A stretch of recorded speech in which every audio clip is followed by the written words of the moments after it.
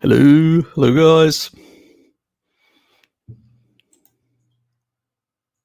You won't believe what happened today. So I'm even wearing a different t-shirt. I had a flooding.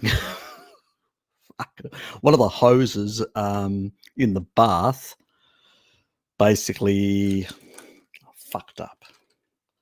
So as a consequence, what happened was I had a bit of a flooding. It was actually, I could actually hear some noise, and I'm going, is it coming from my next door neighbor? No, it was basically one of the actual hoses that actually leaked, and it was actually spraying hot water all over the place. Fucking hell. So yeah, so the washing machine literally was bleeding water. Fuck me. And I mean, basically, initially I just left it as it was. I prepared my meal to have lunch, so shut everything down so there was no more water leaking. And then after I had a meal and I sort of relaxed a bit, then I basically got into it.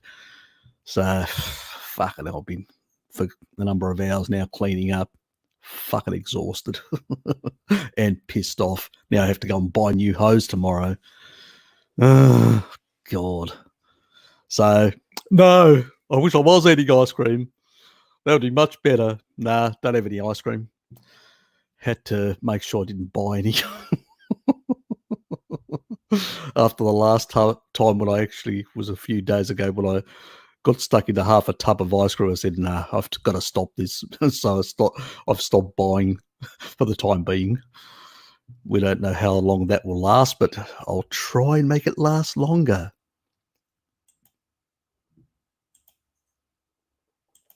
Oh, aren't we so friendly? God, is this it? Three people. Damn. God almighty. I thought I'd have a few more people on tonight's program. What happened? All I can say is thank you, YouTube.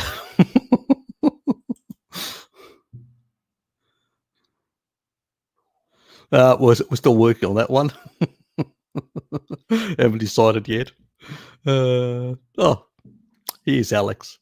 We've got an extra person.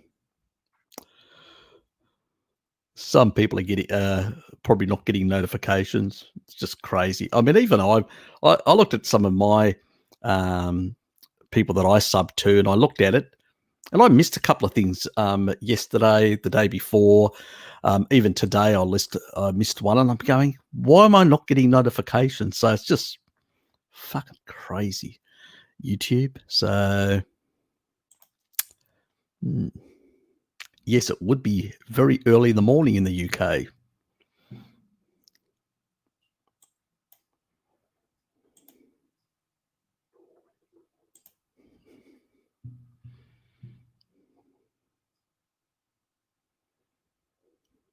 No, I haven't actually.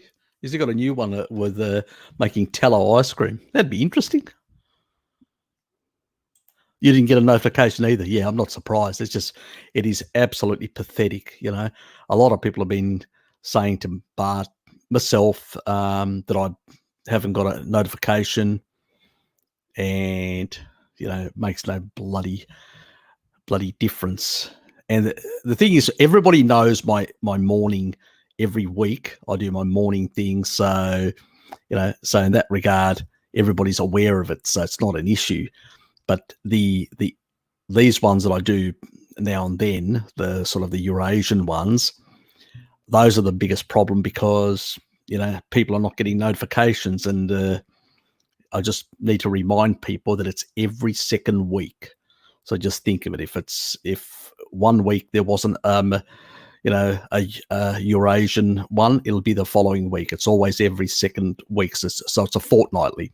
So the morning session, morning for Australia, that is the one that I do which covers Australasia, North America, those parts of the world, and the Western Pacific, you could say, and the Eastern Pacific.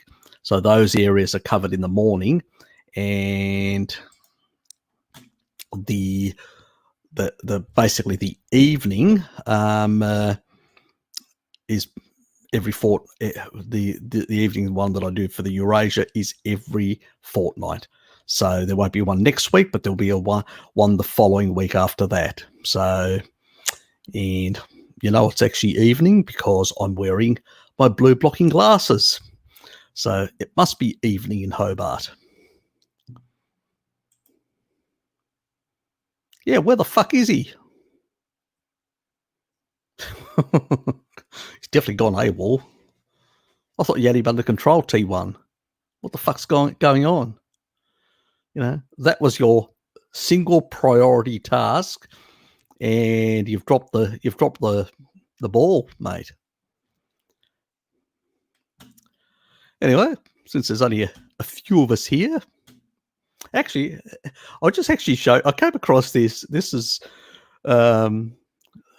sort of the crazy stuff the veg tarts get into. I'll just show you this. This is really, I found it amusing. There's basically this vegan. He's called the vegan zombie. You guys have probably come across him before.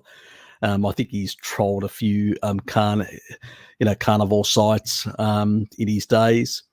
And what he does is he actually bitches and moans and calls up, because he's God, he's really done a vanishing act. And he's one of those veg tarts. He calls up the cereal companies and tells them basically why haven't they got the right vitamin D and stuff like that in it. It's really funny in that regard.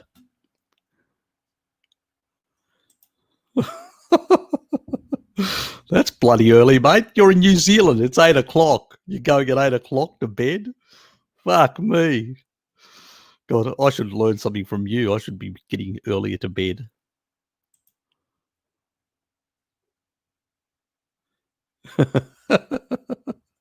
Good to hear. Good to hear. Yeah, good night, Daniel.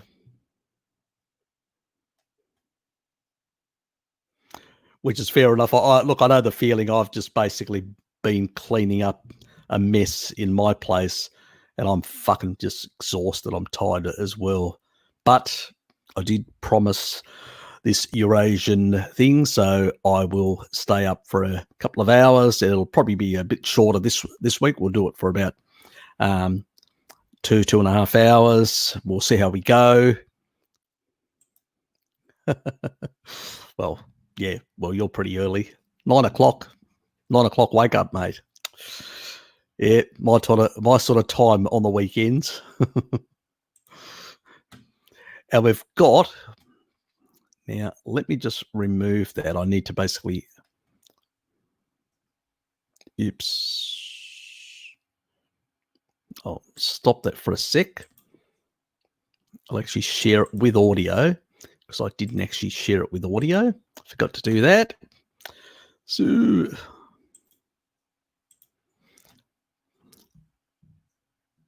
basically, here's he bitching about. Guess what? It's vitamin D2. That is the plant-derived one. And if it's vitamin D3, it's animal-derived. Okay, great. Thank you so much. You're welcome. And can I get your name for this file, please? Yeah, my name is Chris. Chris. All right. Thank you so much, Mr. Chris. All right. Have a nice day. So it's basically calling all these companies, these cereal companies, to find out whether their fortified shit is plant-based or animal-based. That's all he's concerned, whether the vitamin D is plant-based or not. How fucking crazy can you be? This is the problem with these people. Okay. So as far as the Kellogg's goes, and so look at the sort of shit that he grabs to eat. Most businesses are walking around. Oops. Trying to complete strangers. Let's move on. Welcome to this video. I think this segment. Basically dropped over here. Let me just go back to this. Sorry about that. Find the cereal with D2. So his whole concern, his biggest concern, is whether it's got that, and you can actually see, it's all basically crap in that regard. That's in there. And no D3 that is plant-based.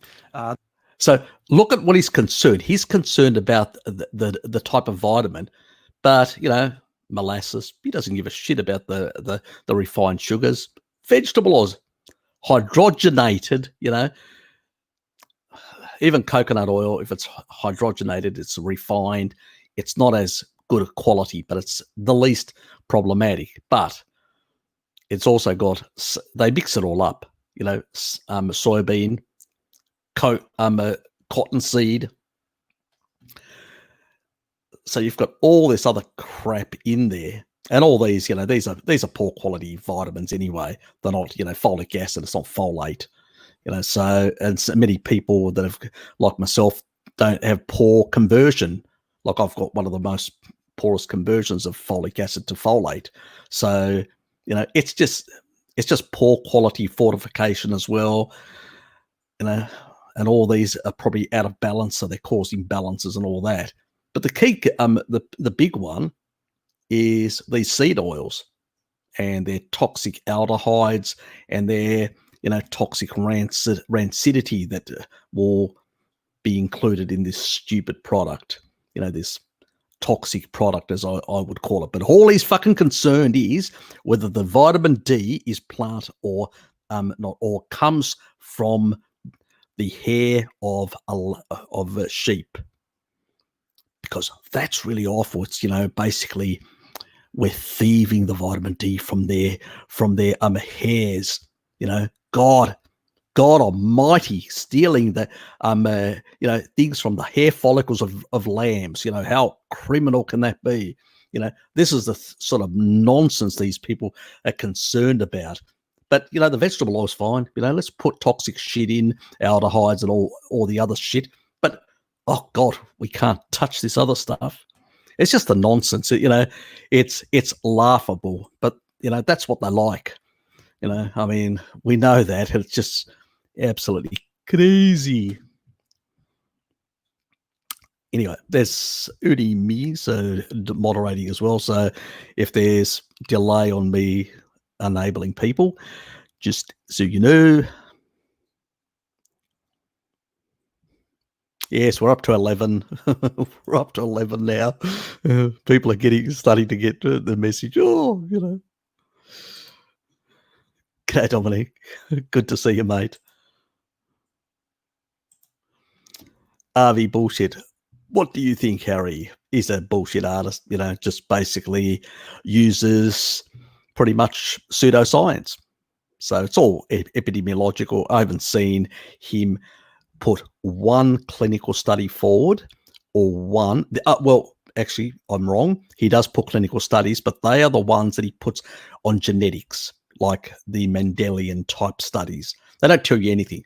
These people basically are on a standard diet. So the actual diet itself isn't randomized. So you're not comparing different diets. You're just comparing the shit diet that everybody's on, the majority of people, and then you're looking at their genetics. And so you're looking at the response of these people. And from there, they try to extrapolate when it's only association between the diet. It's because those Mendelian studies are not looking at the diet. They are looking at basically all these other factors, like, the lipid profile, the drug response, these sort of things. They're not looking at basically the diet. So it tells you absolutely nothing how the diet actually affects this person who may have poor genetics or not. And so it's just bullshit. And that's what they use. It's just a misdirect. It's nothing else but a misdirect. And the rest of it's just nonsense epidemiological with very poor statistical strength and very poor odds ratios. So the odds ratios are so low, they're below 2.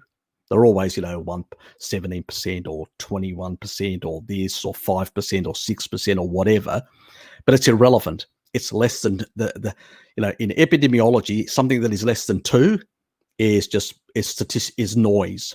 That's all it is. It's background statistical noise, nothing else. Anything above 3, you could potentially develop a hypothesis, but just a hypothesis. But that doesn't tell you anything either. It doesn't tell you causal. Doesn't tell you whether that association is true or whether because I can show you strong statistical strength between, as an example, that people that basically that eating ice creams, talking about ice creams, in summer basically increases shark attacks. There's a strong statistical correlation between the two. Very strong. You know, the actual p-value is very strong, but as an association, but it's not causation. It's not causal. You know, if you have an ice cream or you don't have an ice cream, you're at the same risk of being bitten by a shark if you go into certain waters that are shark infested. It's just an association, but it doesn't really hold any ground. This is the sort of stuff they hang their hat on, because this is the sort of stuff they can peddle for their own dietary bullshit and all that. The other thing is, a lot of these studies do another thing, which is very naughty. They don't treat all foods the same. They value foods differently. There's an inherent bias. So they use the ORAC principle, the ORAC value. So basically, whether it's got phytonutrients or antioxidants, a food, they will value. Always human foods will basically be lower, much lower on the ORAC value than plant foods.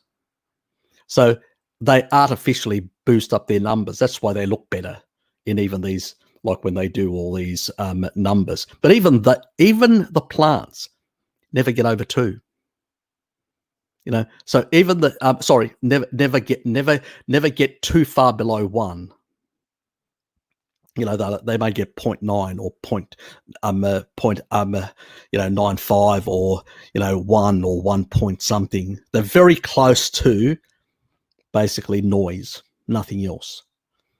And these people know this, you know, even though they fix the data with all these biases built in, they still can't get good numbers for plants, you know, and that's the sort of bullshit that they peddle continually. So ARV is just another one of those BS, like Joel Kahn. Remember when he came on to try and impress us all and tried to take on Bart, and basically had his ass handed to him, and then basically took off and hid, you know, and that's what they do, these charlatans, because all they can do is they can just deceive their own followers who are basically ignorant about the science, who are basically just gullible and pretty much brainwashed, and they'll just accept anything. So yeah, pretty much it's that is the nature of the beast. Oh, can't link. Do you still plan to do a video on sharks? Yeah, it's one thing that I'm planning to do, that and a whole lot of other things, you know. So we'll be doing. I'm, adding a few things in my live streams now and then, but that would take an actual video rather than a half an hour discussion. But I do throw a few things in to just explain things that can help. I may even do something with Bart in that regard, because he's got a bigger network of, where people can listen to it, and I can just basically add it to one of my within the playlists, one of the Bart playlists. So that's another option. So I haven't thought about that. That may let him chat with him and throw that in. Okay. Very sleepy, fridge broken, food gone, took it apart, compressor busted, 5 days fast, here I come. I know the feeling. I just had a damn hose literally burst a hole. One of the hose, actually the hot water part hose that goes into my washer. So washing machine, and it literally was making a noise, and I thought it was my, I said, what the fuck are my next door neighbors doing when I was doing my live stream towards the end of the live stream? And I'm going, anyway, I was just ignoring it. Got at the end, got up, got my food ready to go, started to go, and I'm going, what the fuck is that? So as I walked, I started to realize, it's from inside my place, and I'm going, oh shit! And then I realized what it was, and I shut everything down so there was no more water leaking all over the place, and I was with my I was wearing my thongs and literally there's enough water that literally just soaked the thongs and my legs, the bottom of my legs. So it was, yeah, quite a bit of water, let's put it that way. And I said, fuck this, I'm not doing this. I just, sat down, had a meal, got my meal organised. And after I'd finished having my meal, then basically got into cleaning it all up. So I know what you mean, but fridge, yes, you definitely turn into a fast. You might as well, you go, oh, fuck it. Yeah, it's a hassle. Yeah, especially the compressor. Actually, it's now that reminds me, Dad's cylinder behind is actually a bit low, so I have to actually get it sorted out and get a sort of a refill and sort that out, because it's not it's over freezing part of the freezer, so it's related to the cylinder. So it needs to be refill. It doesn't have enough, so it's sort of not managing this sort of heat exchange properly. So it needs to be sorted. Another bloody issue that needs to be done. Never ending. See, here's another feeling. On D3, I had a vegetarian polish off 200 grams of triple cream brie at a party yesterday. They were apparently full before coming to the party. Oh, well, at least look, brees are good. At least they were eating some animal products. Vegetarianism. My younger sister did it for 25 years and created health problems for her. But at least it's not. You can actually do it for much longer before it really messes up your health.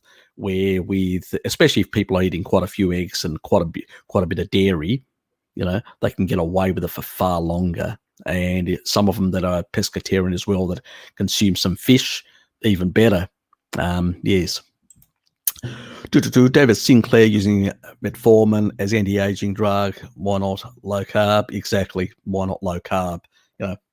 Metformin actually interferes also with ketone production, interferes with gluconeogenesis and all sorts of things. It's a sort of a mitochondrial does sort of mitochondrial poison is the way Bart calls it.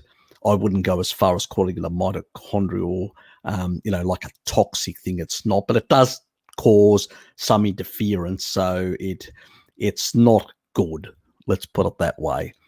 People should not be guzzling down sugar and trying to manage. And the other thing about David Sinclair, he uses NMN, which basically just has an additional phosphate group. If you cleave it off, it becomes NR. If people know the two competing type things that people sell out there.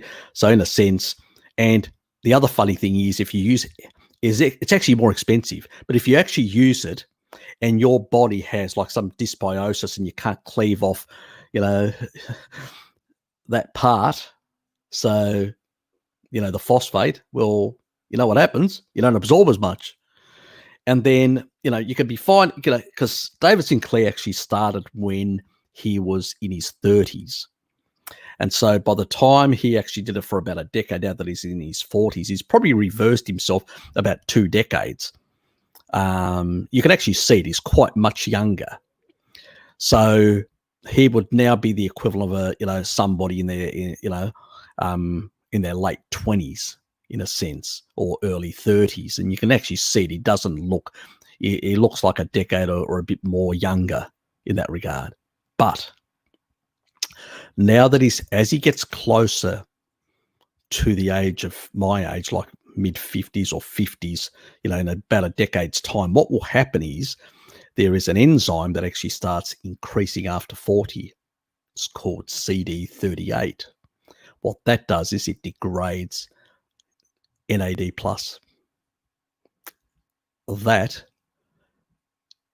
So you can actually put as much NR in there, as much NMN in there, any of these precursors to NAD+ as you like.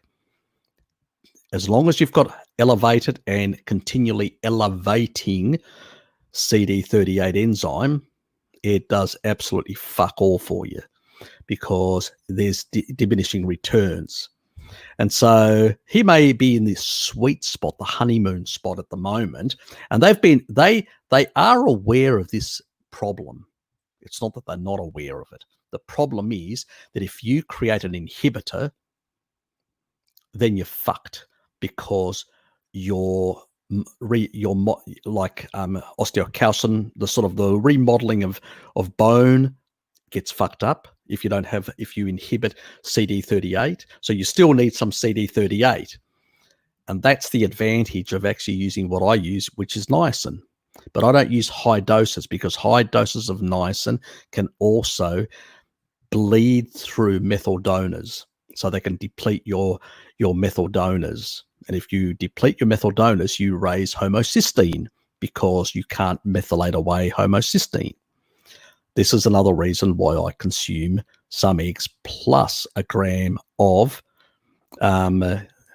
cheaper, which is choline, which is a cheaper option for me.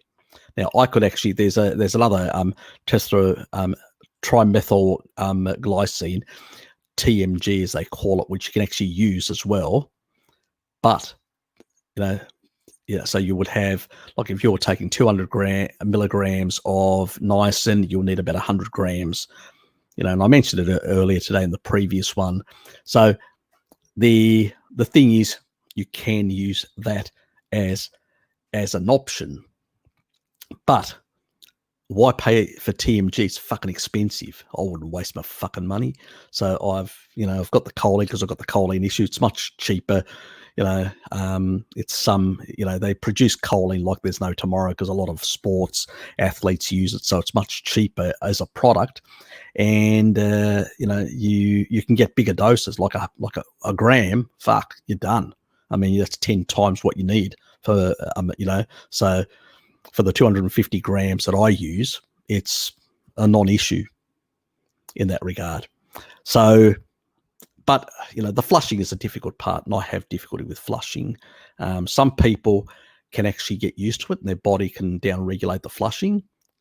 Some people are like me, fucking, I've got everything, MTHFR, this, choline issues, fucking somebody really hates me up there, doesn't he? So, but anyway, so I get a lot of flushing and it really fucking pisses me off. But, and even I've tried aspirin and it just moderates it slightly, but aspirin has got a lot of side effects. So I don't want to basically take that. I may go for the the willow bark, which is try and get a supplement, find some sort of clean supplement that doesn't have any heavy metals and stuff like that. That's always the fucking concern with those supplements, heavy metals and stuff like that. So I have to find something that it's a bit, cleaner to be able to use for that purpose and see whether I can actually do more often. But do not do high doses.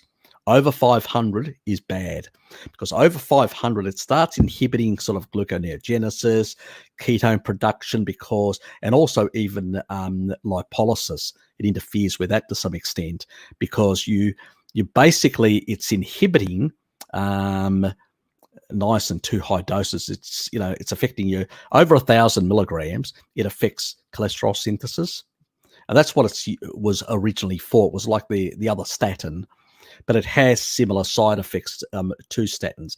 And the additional benefit, you don't get any additional benefit in terms of NAD because at the end of the day, there is just so much within the electron chain can handle. And out of the redox potential, you won't get much higher benefits. So it's a waste of time. So up to 300 is okay. 250, I just sit slightly below that. That's my sweet spot, and I'd prefer just staying there. And that's a safer zone for that purpose.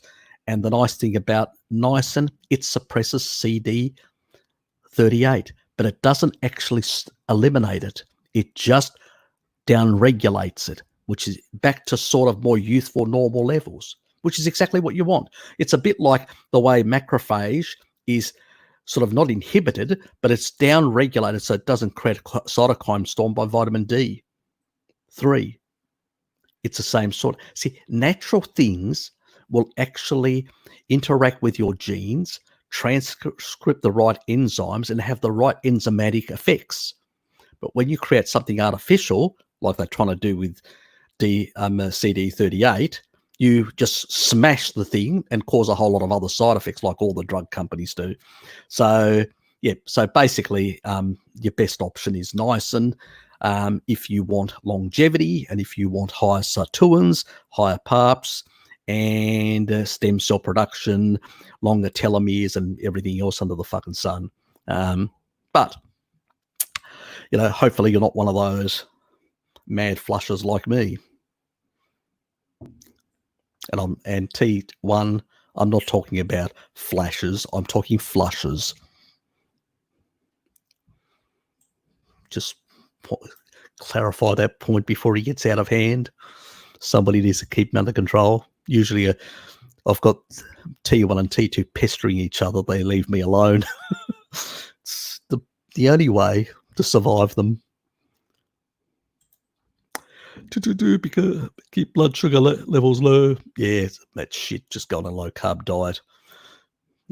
So it will cause a whole lot of other dysregulation. Very strong association between Nicolas Cage movies and drowning, exactly. Yep. Don't watch Nicolas Cage movies if you're at the beach. You'll be fucked. Issue with older people eating meat raw or rare. There's nothing wrong with eating raw meat or meat, as long as the source is good for raw meat in particular. Rare meat, not a problem, because you're gonna sear it on the outside, so you're not going to have any problems with any pathogens in that regard. You should always cook pork right through, because there's always a risk with pork, unfortunately. But it means that the one other way of doing it is basically, I usually will wrap it in. I usually bake pork. I don't cook it. I don't fry it. I don't barbecue it. I basically wrap it in, and not in aluminium foil, not in that shit. Just basically in baking paper. Just wrap it in that. Put it in the oven, and just basically let it in its juices in a tray. Let it just cook in its juices. So it cooks right through. In its juices, and that sort of steamy effect, all that will permeate through without overcooking it. But at the same time, you can be guaranteed the temperature's good enough to basically kill any potential pathogen. So you don't have to overcook it, but at the same time, you'll cook it sufficiently through with the steaming effect to kill off any potential pathogen. That's the key thing. Look, a lot of people, I know Bart's. I know that Pim's trying to transition Bart onto some, not raw, but some rare meats. It's hard. Look, some people are just so not used to it that it's really hard for them. So it takes time.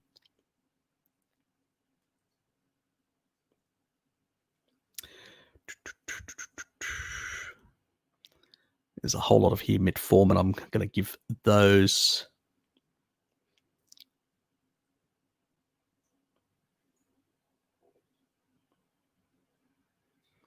Yes, there are, but it'd be a long conversation. And I do want to make a video. I don't want to give everything away. I keep on giving too many things away, and I don't get a chance to. So I want to actually include a lot of those things in my videos. That's why I've given surface stuff even on deuterium. I haven't gone deep into it for deliberate reasons. So I want to be able to not have original. See, all the videos that I do is sort of like original stuff that other people haven't done or spoken about. So that's the sort of things that I like to focus on. If somebody's already done it, why waste my time?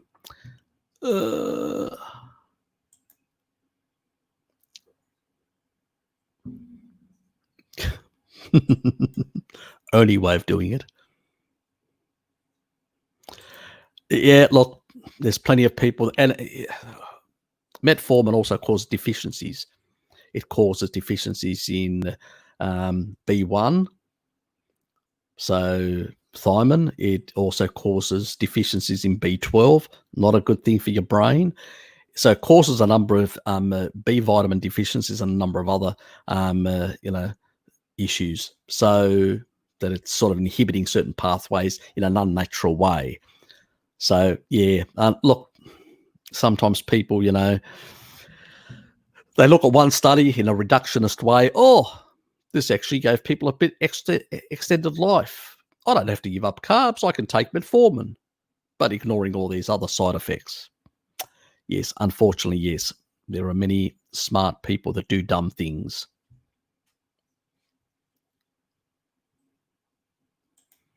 I haven't seen him recently. If he's got bumps on his face, no idea. Okay. Yeah, the only scars that I've got is like here, a split here, and stuff like that. But that's basically falling on a tin can and a few other things. That up here, that won't go. I've had that for donkey's years since you've known me, and that's basically me falling off a bicycle and scraping my head against the pavement. That was fucking fun. Yes. How old was I then? 16 or 17, I can't remember. Yes, I was a bit of a crazy kid. My mother gave up on me. Poor thing. I probably drove her to an early grave. Article from the UK. Osteocalcin, a hormone produced in the bones. Yes, you need vitamin K2 for that. Could one day provide treatment for age-related issues such as muscle and memory loss. Yes, get onto your MK4 is the secret, because the regulator of that hormone is MK4. So, yes, jump on MK4, embrace MK4, fall in love with MK4. Anyway, we've said too much about MK4. Ari, new way of actually calling me out. My eyes are all over the place. Yeah, if you've had a few drinks, that would do it to you. Does it to me. I finally slept, having had nightmares on an early morning with my cat, keeping me awake. Think I've slept only the past 2 hours. Shit. Yeah, but get some sleep, my dear. Get some sleep. You can always watch this later. Don't cause yourself harm. Yeah, exactly. Yes, it's a bit on the rough side, so to speak.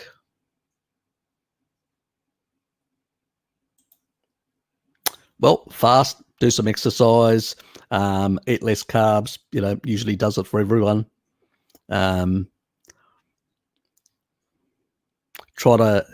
people, look, I'm one of those people that if I want to lose weight, I really have to cut back on the carbs to zero. Even some carbs that I get from my dairy and all that, I literally have to cut everything out. And that's why at this stage I'm going, oh, fuck, I can't be bothered doing that. I've still got a couple of kilos that I need to lose.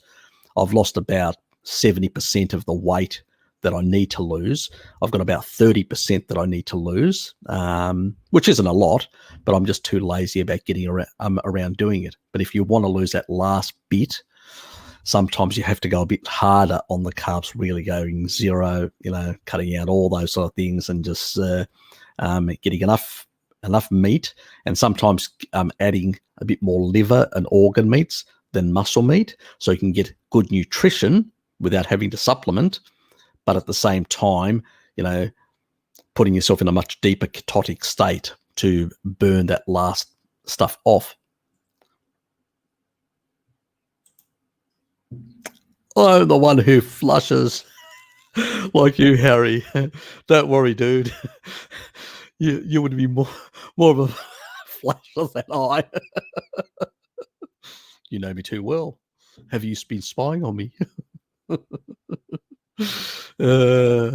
Actually, I did get. There was a girlfriend of my sister's, Nancy. I used to give her massages anyway. Yeah, I know.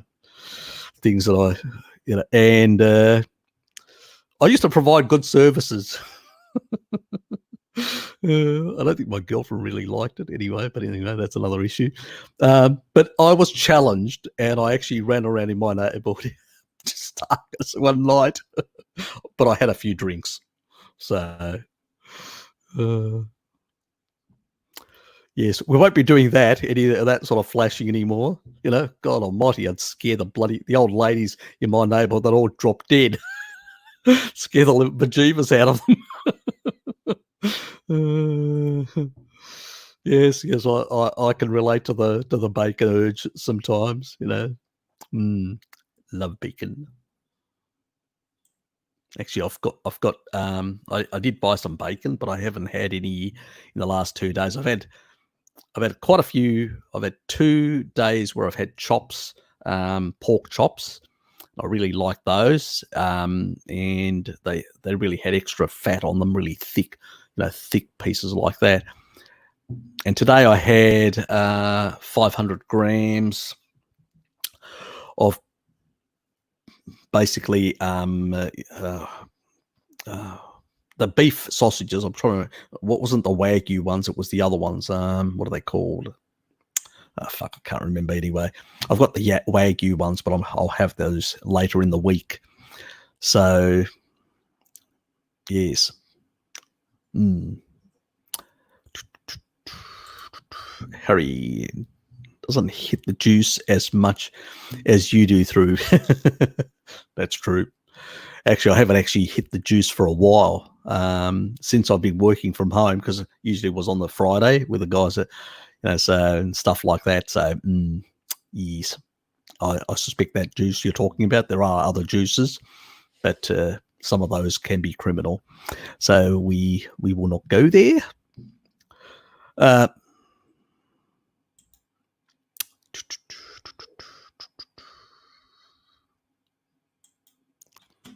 Playful pussy. Well, interesting.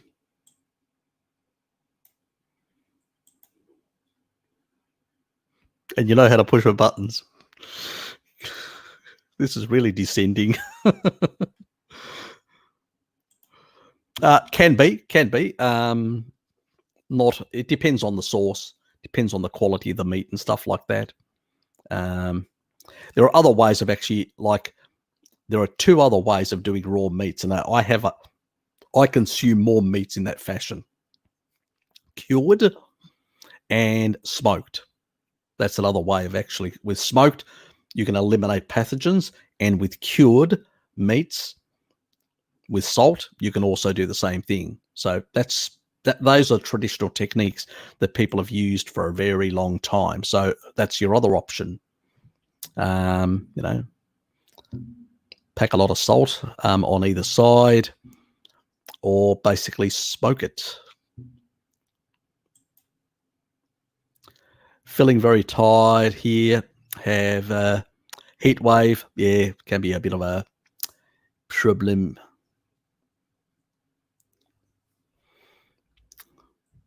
Heat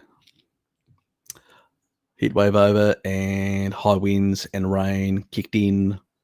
Okay, so it sounds like a bit like Tasmanian weather. 4 seasons in one day. I'm not kidding. We sometimes get, especially in autumn and spring, we can get 4 seasons in one day. Fucking crazy the place is sometimes. Believe me.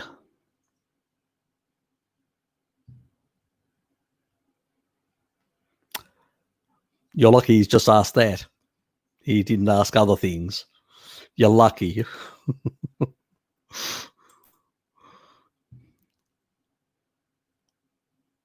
If it works for you, why not? Different people, certain types of combinations work better for them for digestion or other issues. So, we don't have to follow one prescription, guys. At the end of the day, as I say to people, here I'm here demystifying stuff, providing you information, all that. But I'm not going to tell you how to run your life, or how to eat and all that. How carnivorous you want to be, that's your issue. Whether you want to be more paleo, more low carb, more keto, more carnivore, it's up to you. I tend to be more carnivore, but that's my choice. It doesn't have to be your choice. Whatever works for you at the end of the day.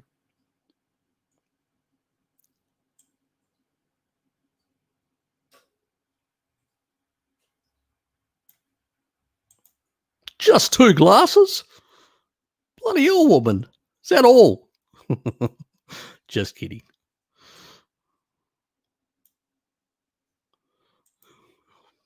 It's one way of starting it. Cheers. Liter glasses.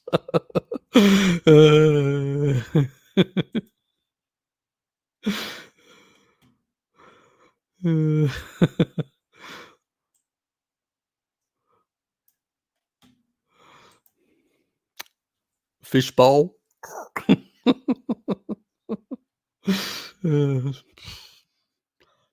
You guys have got specialty glasses, is that it? You know, specialty big glasses, bigger than the sort of standard size. And Tracy, I think clean as fat burner was originally developed for asthma, but it is a steroid. Okay.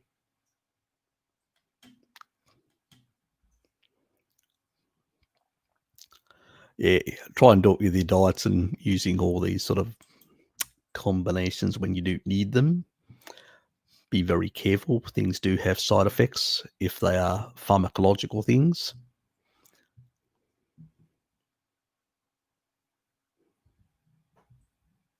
Yep, yeah, look, organ meats are good. They're very highly in nutrition. Your body will tell you, you know, if you've got heaps of nutrition, your body will tell you. If you've got too many B vitamins, you'll actually see your urine getting a bit yellower.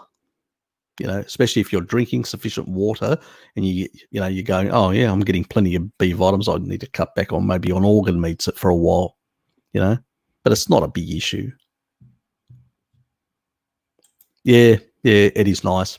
Yeah, I've got a slow cooker, so yeah, occasionally, yeah, I really like it.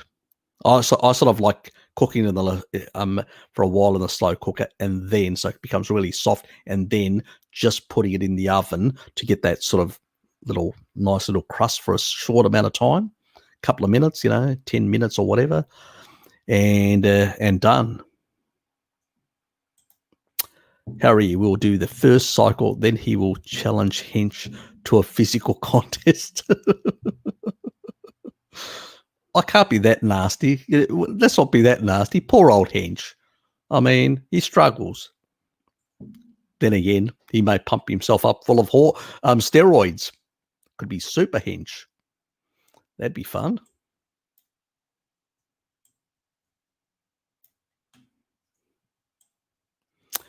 Yes. Celebrated the birthday of a friend. How can I counter this? Mandarin hangover. B complex vitamins, mate. B complex vitamins. That's all you need. Just have 2 extra B. You need hydration and B complex vitamins. So usually before you celebrate, 2 B complex. After you celebrate, another 2. Bit extra hydration. Go for a piss and then go for sleep. That's usually, and when you wake up, you'll have no hangover. Now you know another one of my secrets. Hey, I'm an experienced and well-informed alcoholic. Gotta laugh. Yeah, yeah, you guys are pretty further north up on the other side in the northern hemisphere. So yes, we're 40 degrees south. I'm not sure where you are. If you're 40 degrees north or 50 or whatever, something like that. Usually you'll get that sort of very interesting seasonal weather. I've always had belly fat, even when I was super lean, 11% fat. Maybe it's genetic. It could be. I've actually said even some tribal populations, like you take a look at the Inuits, nothing. You take a look at some of the Samburu men, and some of them have these little pop bellies and some of them don't. And some of them, these guys that have, are actually younger than some of the older blokes that actually don't, that have got a six-pack. You go, what the fuck's going on there? It's just sometimes some genetics, like storage and stuff like that, can be slightly different. So, it's just, it can be sometimes bloody hard. That's why we're so different in many respects in the way we deposit fat in different sort of areas. I mean, there are substantial differences between men and women, but even amongst men and women, there are, there's a bit of a gradient between where we deposit things. And that also affects how bad, things like in terms of health outcomes, like some people can put on weight in such a way, the sort of subcutaneous type, the love handles and all that, they will lose that when they lose weight. But basically, it's less inflammatory, where other people put a lot and tend to accumulate much more viscera. Now, there could be one only issue in regards to why you may retain more, and that could be, you may have the same SNP that I have with choline. So unless I know your genetics, so if you're basically doing stuff, why don't you try choline supplement, up your choline, eat more eggs in order to, or organ meats, or I would say supplements is actually the quickest way to do it, to see the results. Push it up 2 grams, see whether whether you can actually remove that visceral, that sort of fat in that area. And it may just be that. So you may surprise yourself. So give it a try. Nothing to lose.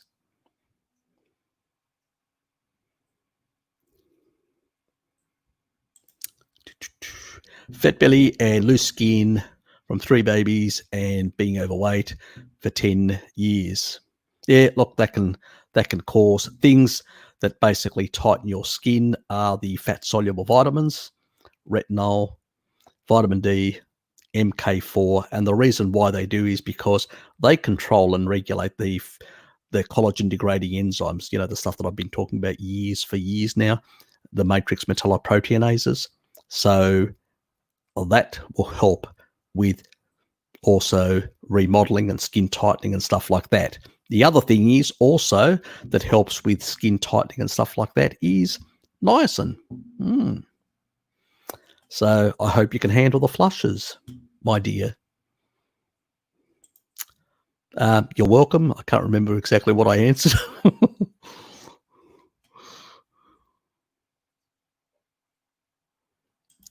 You're the same. I suspect you're talking about the choline thing. Yep, try more choline. Yeah, sometimes we need a bit more fucking choline to actually export fat out. It's just one of those annoying things that our genetics we're predisposed to. So somebody hated me in another life, maybe. I treat myself to a decent wine. Look, Austrian Gruner Veltliner. No, I haven't heard of that. Can't even fucking pronounce it. Fucking hopeless. Oh yeah, very nice. I could do that for a couple of hours. Yep, I can relate to that. I do like some nice red wines. Actually, me and Dad used to produce some of our own wines years ago. He's too old now; he can't be fucked. I've been trying to get him to do some, and he goes, "Go away, leave me alone. I don't want to do any." Old people, fuck me. And we used to produce our own grappa and moonshine, 70% proof. You know what he does now when he gets some from his mates? He doesn't share. And he calls himself a father, and he doesn't share. We call it tsipro. The grappa in Greek is tsipro. The old boy is basically always hiding his tsipro from his son. Not a good father. That's all I can say. With all the things that I do for him.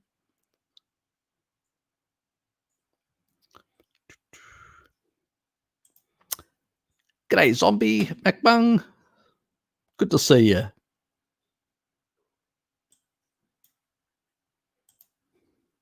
interesting. I've been craving more eggs. Nothing like eggs.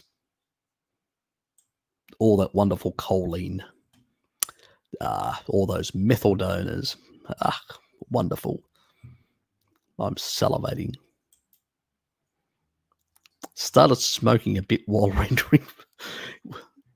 If it starts smoking a bit while rendering fat, is it okay to use it to cook later? Yeah, it's going to be fine, but try and avoid too much smoking. What do you mean by smoking a lot? Some, they're in between. You may have got closer to the smoke point, which is the thing. So you want to try and ease it back a bit.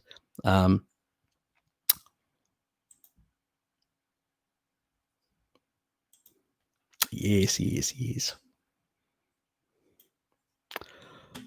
Those were my youthful days. Misspent youth.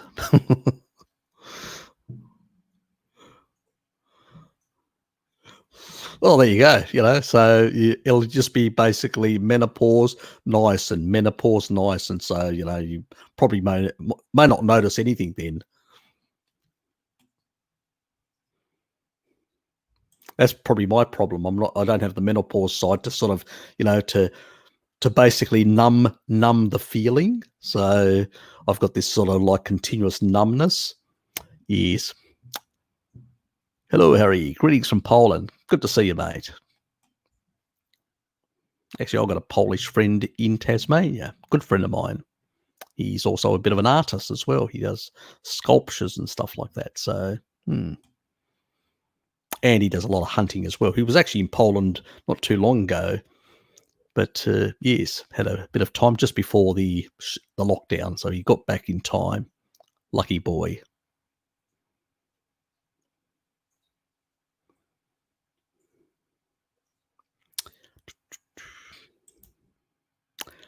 I'm not sure. Maybe about the flushes. Yeah, those things. Yes. Well, your own grappa. Yes, we did. Haven't had that in 12 years. My auntie's husband had quite the collection. He bought them in Italy, and we worked 4 days a month. Okay, so you look. The way we do it. I don't know how the Italians do it. Got no idea, because I've never had Italian grappa. But it's the same thing. It's the leftovers of the grapes, which you basically put through a distill a couple of times. But obviously in Australia, you can do it for cultural reasons. They permit it. But it's illegal to sell, obviously. I used to basically take it to work at the end of the year sometimes and try and get the other guys to do shooters with me and get them drunk. That was funny. I had one guy that literally collapsed and was looking up at a pole and talking to the pole. That was really funny. So yes, well, you got to do things like that. If you can't get your friends drunk, what are you doing? Yes, I was younger then. I was in my 30s, when I was doing this sort of shit. Misspent youth, yes. Or because it took me a while to grow up, early adulthood. Yes, it is good stuff. We used to put it a couple of times through, so we used to make it really high proof and clean without any particulates and all that, and then we'd put a bit of aniseed in to give it a bit of flavour. So that was our way we do it. So very much used to enjoy it.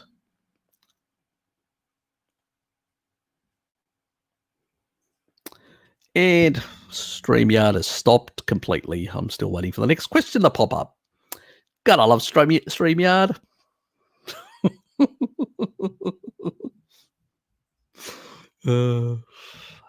But it is free, so I don't have to pay for it. I get 20 hours a month, so I can't complain completely. But yes, I recently decided Pinot Noir is it is nice actually. Actually, we have some really nice Pinot Noirs in Tasmania. So very nice. I've hit quite a few. I have 65% efficiency. Yeah. Well, I'm even worse than you. I've got the full gamut. Lack of. I've got the TTs. You know, the AA or TT, depending on how it's measured by which basically puts me in the worst category in terms of homocysteine and methylation. So yeah, I'm fucked in that regard. But I fix that with riboflavin. Riboflavin will fix everything, and there's a vid for that. So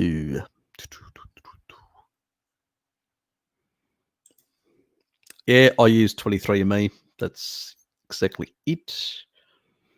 But you know, I don't tell people. I don't recommend if they want to use 23andMe. Yep, fine.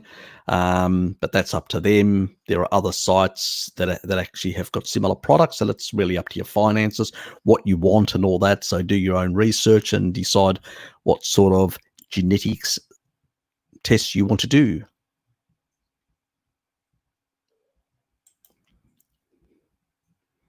Yeah, I did the 23andMe. If you're asking me, yep. Actually, the funny thing is, as you can see, sort of my thick hair sort of thing, I've actually got the genes for loss of hair loss. Actually, my uncle, Dad's got thin hair. His hair thins out. And on mother's side of the family, everybody's grey from their 30s. Yeah, I know. I tell you, I really got the dice. You know, when the lottery, you know, the genetic lottery, I really got on every single fucking front. But with good nutrition, you can silence those genes and still have very good hair. Biotin, zinc, selenium, all these sort of things, iodine. If you're eating animal foods that are high in these things, you will support and silence those genes. And that's the whole thing. By silencing those genes, you will retain your hair. The only time I had thinning of my hair and hair loss is when I did the therapeutic keto thing. And that was a stupid period of my life where I thought going 90% fat was a great idea. Yes. And yes, I caused myself a bit of thinning back then. So since I've been more carnivore, hair's become more thick, but I do need to get a haircut. I've neglected it and used the excuse, oh, we're in the Colbeck era. I don't need to basically cut my hair. I'm not at work, I'm at home. So I just brush it. If I don't brush it, it's out here. I should probably not brush it once just to show you how bad it can get. Yeah. If I actually somebody actually mentioned Frank's got his hair like that, and I actually looked quickly at one of his because it was a couple of days back, and his hair was all over the place. Like, shit, my hair looks just as bad. So yeah. So if you get the nutrients in, it's less of a problem. You can silence those genes. Very important. And thoughts on high protein versus high fat carnivore, pros and cons. If you're a woman, more fat. If you're a man, you don't need as much fat. Simple as that. Man 1:1, woman 1.2 to 0.8. Women need more to support their endocrine system, their hormones. They need more fat. But men can get 1:1 ratio. So, which basically ends up being sort of for men anywhere between 30 to 35% protein and the rest fat, more or less. Energy, you don't want sugar in there. And on the other side with women, it's about 20 to 25% and the rest fat. So 75 to 80% fat, more or less. So women need more fat for their hormones. But postmenopausal, their levels, still, they still, even postmenopausal, I would not go above, if I was a woman, above 25. I'd still only come down to 75 in terms of fat, for the simple reason that they just require more. You know, you can see it even in the chimps. If you see the stuff that I did, looked at the research on the chimps, our closest relatives, the same sort of thing. You know, men had fat storage, which was fuck all, and women had far more. Women need more fat. Simple as that. Okay. You know, I've seen plenty of men can do like high protein, not an issue. When women do high protein, they start really feeling, you know, they don't feel great. Simple as that. So, you know, we're different, basically. So I say to women, do not eat like men. And I say to men, do not eat like soy boys. Anyway, there's my spew. Here I was thinking MTHFR was short for motherfucker. It sort of is when you've got it. It feels like it. Was going to buy raw milk yesterday, but the fridge died. Yeah, I know. Isn't it a bitch?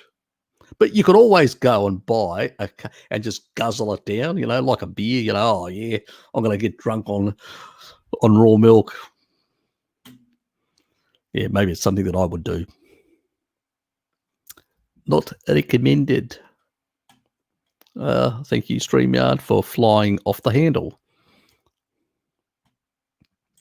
You're welcome. I suspect that's within the genetic thing. Aniseed. Ah, yes. And raw milk. Yes, it's on the fridge. Yeah. You could ferment it.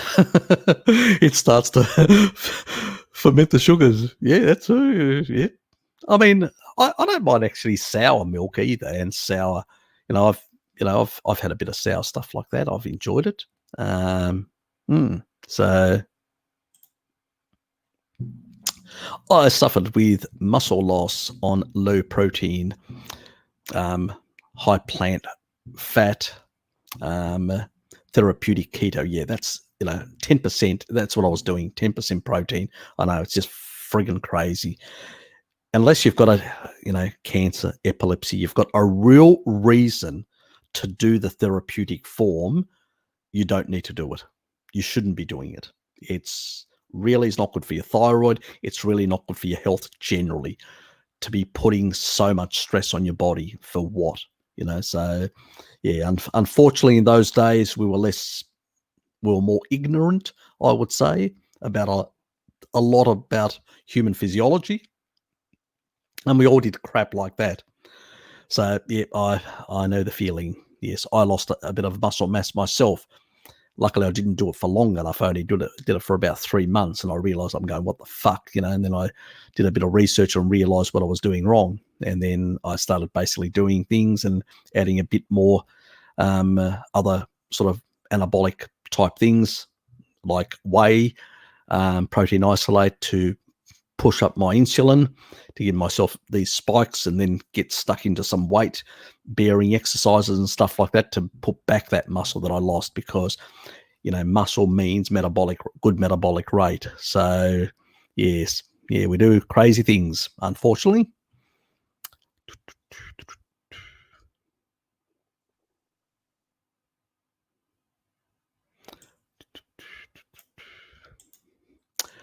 I like the tasted when it's fermented.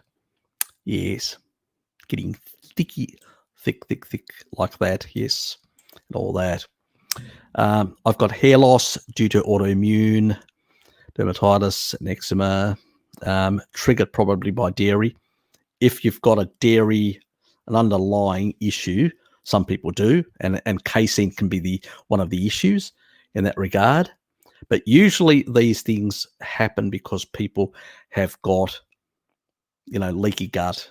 They've got a number of issues that then allow for this to take place.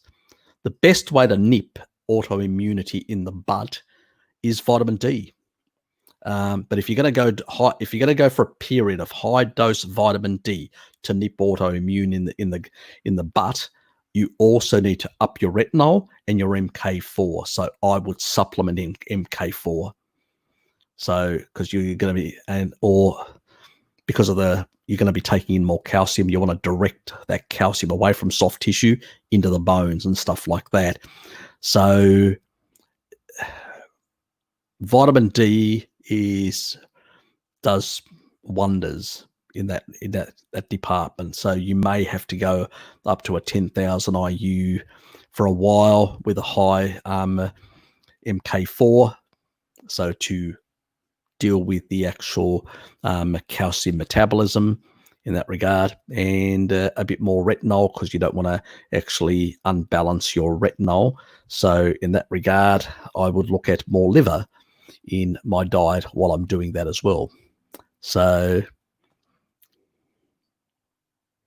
get the nutrition up, because a lot of these autoimmune, like for instance, like MS, organ meats, Dr. Terry Walsh, she used organ meats because organ meats are packed with nutrients, because most people that have got these things have got deficiencies. And you also have to fix your gut. If you've got gut issues, you've got to sort those out as well. So, and you can basically see whether you basically, if you're getting burping and stuff like that, you probably don't have good acidity. So, and usually meats increase acidity, but sometimes you need a bit of like a HDL, something to acidify to get the acidity. You may have underlying issues with, for instance, your gallbladder. That's another possibility. SIBO, intestinal overgrowth and stuff like that. So there could be issues of that sort.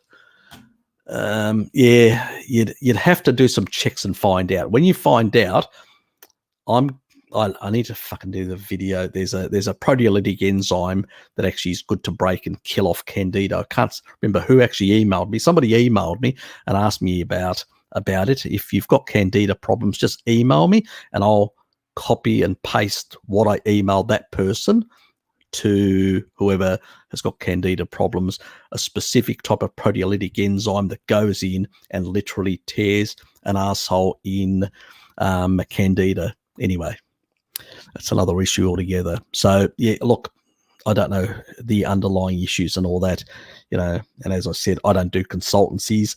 I don't mind replying to emails that won't be immediate. Sometimes I can take my time, like a week or a couple of days. Sometimes immediately, if I've got nothing else to do and I've got free time, I may respond immediately. Depends.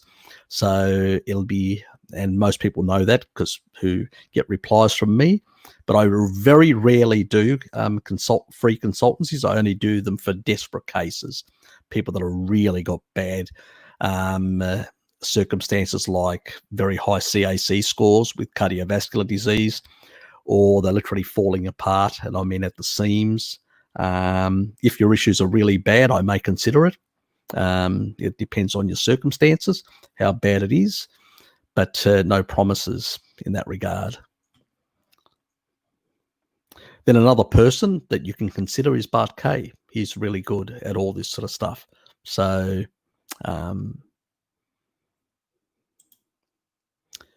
okay. I buy game meat and the animals don't have that much fat. Yeah, look, today's don't. That's true. But in the past, they did. So you go back before... so if we go back to about 100,000 years when climate change stopped, and climate change, the world became a bit hotter and started getting hotter about 100,000 years. By 80,000 years, because we started incorporating more plants into to get energy, because the fat on those animals became leaner, guess what happened? We had another mutation in the ApoE genotype from, went to 2-2. 80,000 years ago due to this. If we keep on eating this sort of shit diet that we're eating now, maybe in 20,000 years we'll get another mutation where we can handle more sugar than we can today. But that's a different story. So that's the only difference why we shifted, because we outgrew, population grew quite a bit of hunting populations. The megafauna and megabeast started declining, both the climate change and over hunting. And as a consequence, we needed another source of energy, because as the climate got hotter, the subcutaneous fat that these animals had shrunk as well, and has been shrinking ever since. That is why we had to we developed agriculture eventually and started breeding fatter animals and a whole lot of other sources of energy. Simple is that. So these are reasons why. So it's so if you're having these sort of animals, what they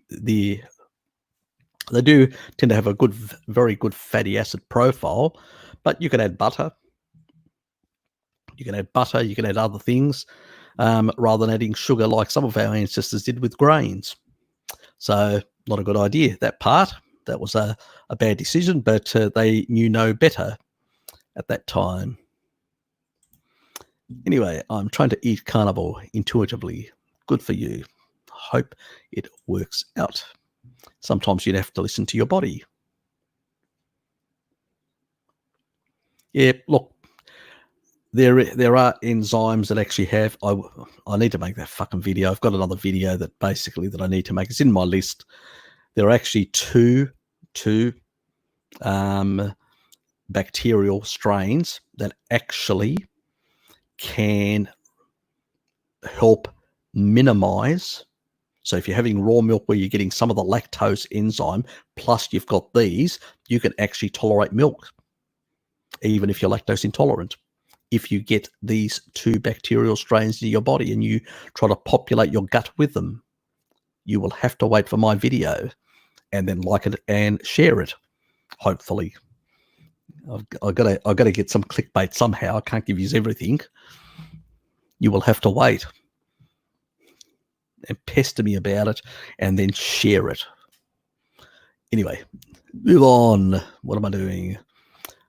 I did it for my gut. However, it turned out I just needed to quit fiber. Yeah, it's usually the culprit.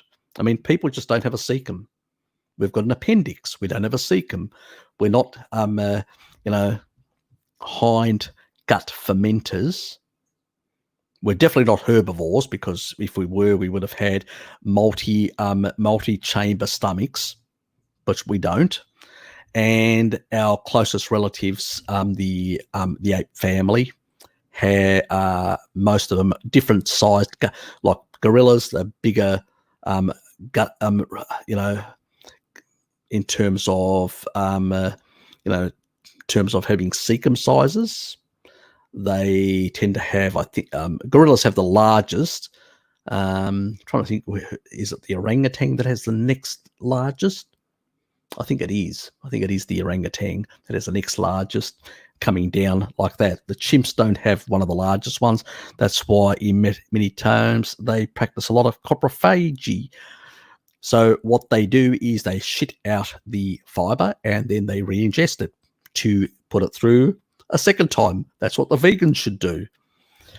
But obviously they do, and that's starvation food even for them. So while they've got that capacity, which we don't, yes, at the end of the day, they still, if in the wild, if they can get access to meat, they can consume up to a ton of meat a year. And if push comes to shove, like the ones in the savannah region, if you go and listen to the one that I did with Bart, there's a bit of background noise and all that. That's me deep breathing or whatever, because I had a cold at the time. I was just coming off a bit of a cold, so I sound a bit awful. What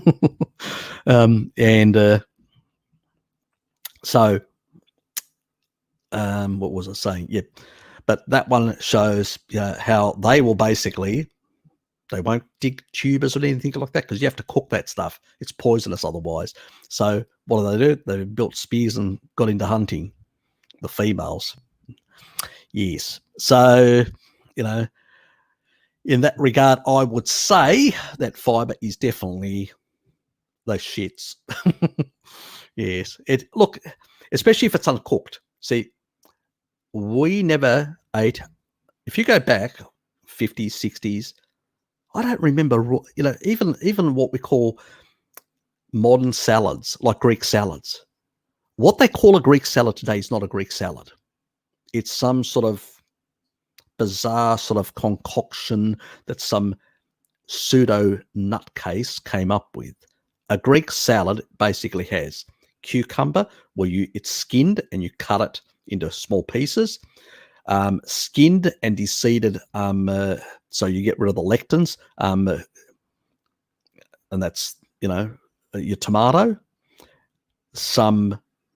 You'll cut in some onion, some onion rings and stuff like that. You'll cut them into half circles or half semicircles, and you'll put some olives in there, and you'll put a big slab of feta cheese, and you'll douse it with a whole lot of olive oil. That is a Greek traditional, as far as I know, because that's what they were serving back in the 80s and 70s when you went to a restaurant. I worked in a restaurant. Okay? My first job was in a restaurant as a waiter and a preparer of foods at the age of 13 and a half, and I fucking know what we served up. I don't need these fuckwits to tell me that you need a whole lot of fibrous shit in there to make a Greek salad. That's not a Greek salad. The whole thing is to basically, so you can get the olives and you can basically get the fat, you can get the dairy, there's not much taste or pleasure in tomatoes or cucumber. It's all in the other stuff. So yeah, it's just nonsense in that regard. So yeah. Yes. So unfortunately, there's a lot of bullshit out there, and it's been for a long time. What are your thoughts on whey? Is meat enough for bodybuilders? Look, you can actually use whey like half an hour before you do an exercise, for that high anabolic effect. I would not use it after. If I'm going to use it after, I would basically use dairy because of the high casein, eggs, meat, because it's a slower absorbing. So you want these foods because they actually maintain muscle protein synthesis for more hours. Where if you use just a pure casein supplement, it's 4 hours. If you use meat, eggs, and stuff like that, you can extend that out to 6 hours, so you can get more muscle protein synthesis from real food. But you can give that initial anabolic push at that beginning part. It is double that of glucose whey. It does have a higher anabolic effect. But also you can actually use I've actually sent it, if you want the formulation, I've actually put it on, I did show it once on one of my live streams, but I do have the old bodybuilders, cream, eggs, and basically milk smoothie that they used to make, powdered milk and stuff like that. There are certain products. I can email you the information that Arnold Schwarzenegger, all these big old bodybuilders back in the 70s and 80s were using to bulk up without basically eating a lot of carbohydrates. That basically gives them up, like a lot of the modern ones, they got all these pop bellies and big muscles, where back then they were lean with big muscles. So it was a very different look. So if you want that formulation, which is the old bodybuilders smoothie, which is a thick type smoothie, send me an email and I'll basically I'll cut and paste what I sent the others, and you can apply it, and good luck to you. Because I just prefer just giving you the information. As I said, I don't do consultancies. If you want consultancies, go and see Bart. He does, because he's a sports physiologist. So he knows all the shit and certain training techniques and all that as well. So he's a better source for that as well, for the additional information you would get. I'm eating veal, liver, kidneys, and pork fat every day. No plants, no carbs, no problems with candida. I think good, you know. And that's the thing. If you've got no problems, everything's resolved, because meats generally create bigger acidity. When you create more, if you don't have a gallbladder issue or a H. pylori issue, something that is actually inhibiting the ability to create enough acidity, usually it's not an issue. Once you start eating more meats, naturally your stomach will generate more acidity. It's just a natural process. It responds to protein. Doesn't respond to fats. It doesn't respond to carbohydrates. It responds to proteins. The more protein you put in, the more the body senses the protein and goes, okay, we need to acidify much more. And by acidifying, what it does is it kills off a lot of these pathogens. And if there's any candida around, it usually flushes that. And if there's any in the small intestine, as it flushes through, it will take that out as well. So it's less of an issue.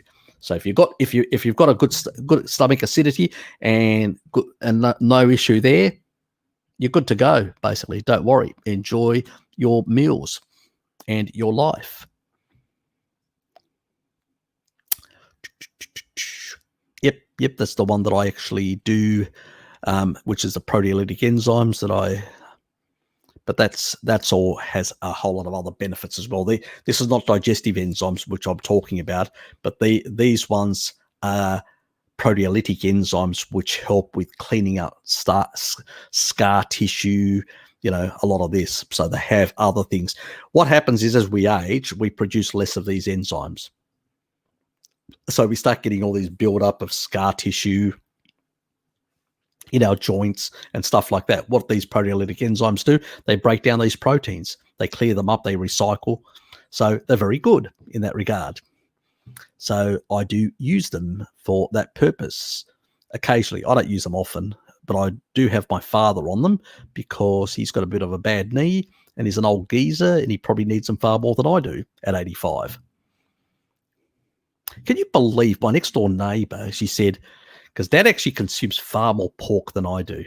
I like pork, but I can't eat it like nearly every day, Dad, because he gets all that fat, and it's got all that, the skin and all that, and it's a lot of that collagen type material and all that. And Dad consumes a lot of that. And my next door neighbor goes, she's got a bit of a thing for me anyway, but anyway, that's a side issue. And she basically goes, because she talks about how, good my skin looks and all that. And she saw my dad recently. She hadn't seen him for a while. And she said, God, he's got better skin than you. I said, yeah, I know. He doesn't eat ice cream. 0 sugar. He doesn't eat ice cream like I do. And he does consume he nearly eats pork nearly fucking every day. So, yes, it's given him a good complexion at 85. Fucking hell. He's turning faces, which I'm not. Something wrong with that. Need to tell the old man to stay away. He's cutting into my competition. Dirty old man.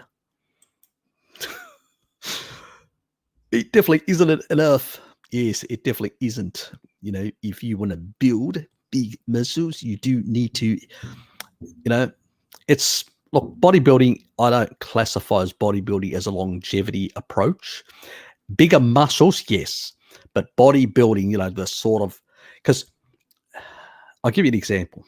A mate of mine, he was trying to open up this container, and he was struggling. And I said, just bring it over here, and I opened it up, and I could see he was annoyed. One, because he's got bigger muscles than me. But the thing is, that's just the extra water. Because you've got higher insulin, you've got your muscles look bigger, but it's not healthier. They're not stronger. I've probably got stronger twitching type fibers and stuff like that. And the other thing is, I know it because I tend to really, even my father gets annoyed with me with taps and all that. I don't even realize I literally have to use 2 fingers now to avoid over correcting and destroying my washers continuously. It's just but there's that difference. It's not the size, it's actually, the minuclei that you have in there, and also the actual fibers, the actual density, and that's where strength comes. And that really you build when you're young. So if you really have to build that when you're young, because it's much harder when you get older. So yes, but it was funny anyway.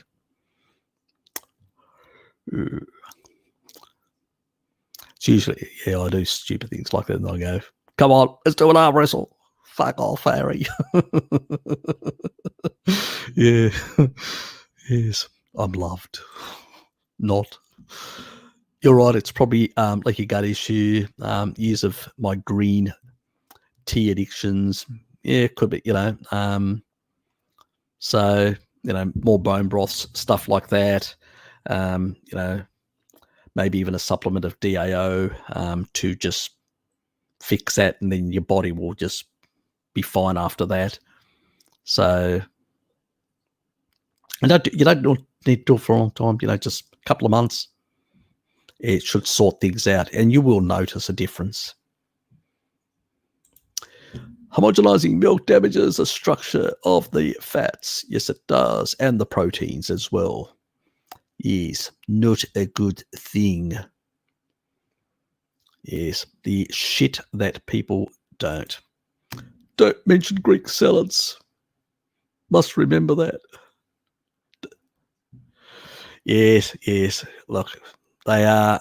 It's a joke what they actually consider a Greek salad today. I look at it and go, "Is that a Greek salad?" That's, it's got hardly any feta cheese. We used to put an absolute big slab. If you get Greek feta from a Greek company, they cut them into these big chunky pieces.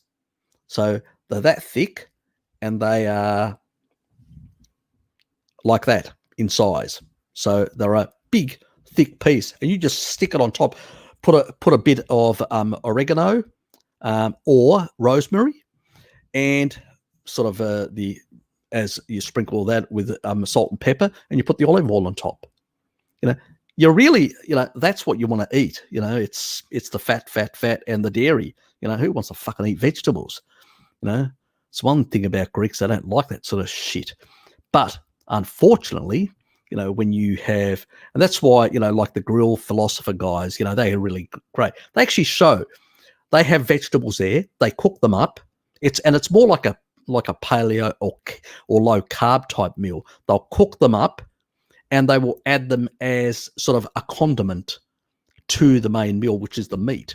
That's where the focus is. I mean, pseudoscience, which is what we call them, the names, which is basically grilling, goes back to antiquity.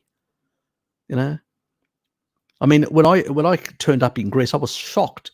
Every single fucking corner had a pseudoscience in our city. So every single locality has like a big square, and that square on like every single fucking corner, they had a pseudoscience. And if it wasn't an awful shop, it was a pseudoscience where they cooked basically meats and stuff like that. And so salads and all the other stuff was just condiments to the main food, which is basically meat, because that's where the whole bloody thing is. And so when I hear people talk about the Mediterranean diet, I go, what? Are you fucking kidding me? Are you, I mean, it's just all this academic designed BS, unfortunately. Yes.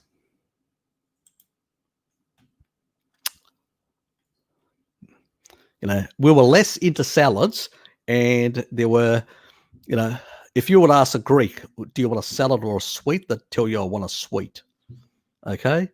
But they didn't eat sweets all the time because it was sort of frowned on. It's sort of, people, when they had their name days, because we don't celebrate birthdays. Now they do, but back then they didn't. It was just your name day. And my name day is the 10th because my birthday's in September. My name day is actually in February. So, people would know my name, and they would say, Hronia pola, Harry. So, may you live many years, Harry, is what the saying goes. So all your friends know you, and that's what they would say, So, and that's the sort of the normal greeting. And people would turn up with some sweets, and you wouldn't have any other food. You would just have coffee and sweets. That would be it. So you wouldn't be combining sweets with food. You know, this sort of having a dessert didn't exist back then, at least. You know, you had a meal and that was it, you know, and you basically a sweet or stuff like that. God, you'd get a spank over the hand by your mother as a youngster. So, you know, and if you tried to even have too much fruit, because you didn't end up, you know, with diarrhea, you know. So I remember once with fig tree, I got it on because my dad's got a property up in the mountains in a village, and it just comes off the road straight off, and it comes into a lake, which is beautiful. It's just a beautiful picturesque lake. You can go fishing up there and all that. My uncle does.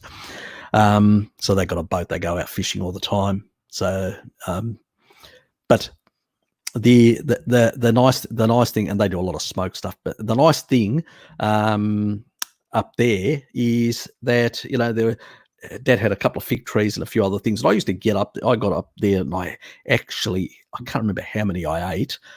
My mother was really pissed off with me. God almighty, I thought she was going to kill me, and I had to go to the toilet. She said, you know, she was really angry because I'd eaten so many. You know, back then, you know, it's not like now. Oh, you know, the kids having fruit. You know, I mean, especially the veg tarts. You know, sit on the toilet all day, go 4 times or more. You know, great. You know, good bowel movements. Give us a fucking break. People knew that was not a good thing.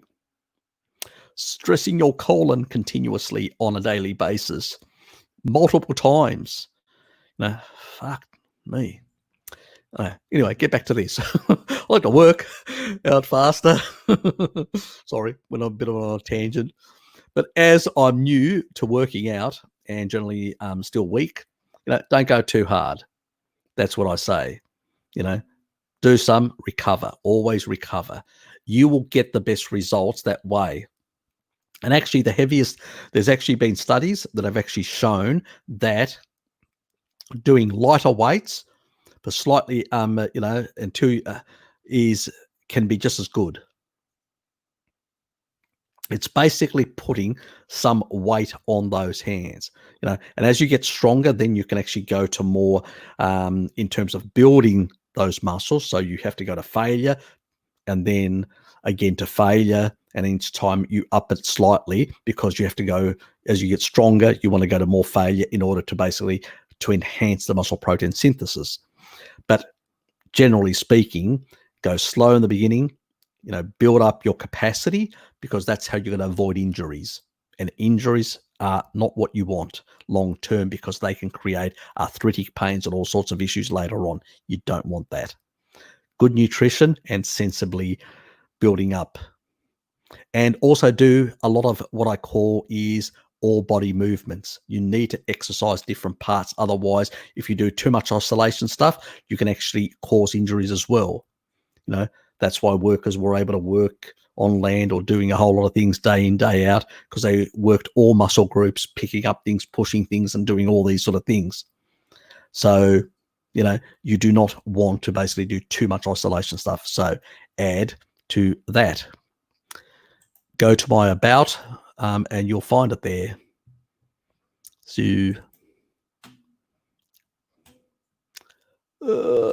I'll just pin it up now.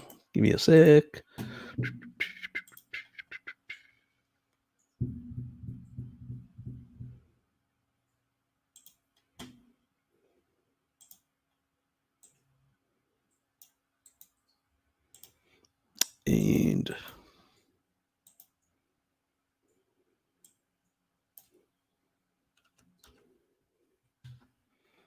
And there it is.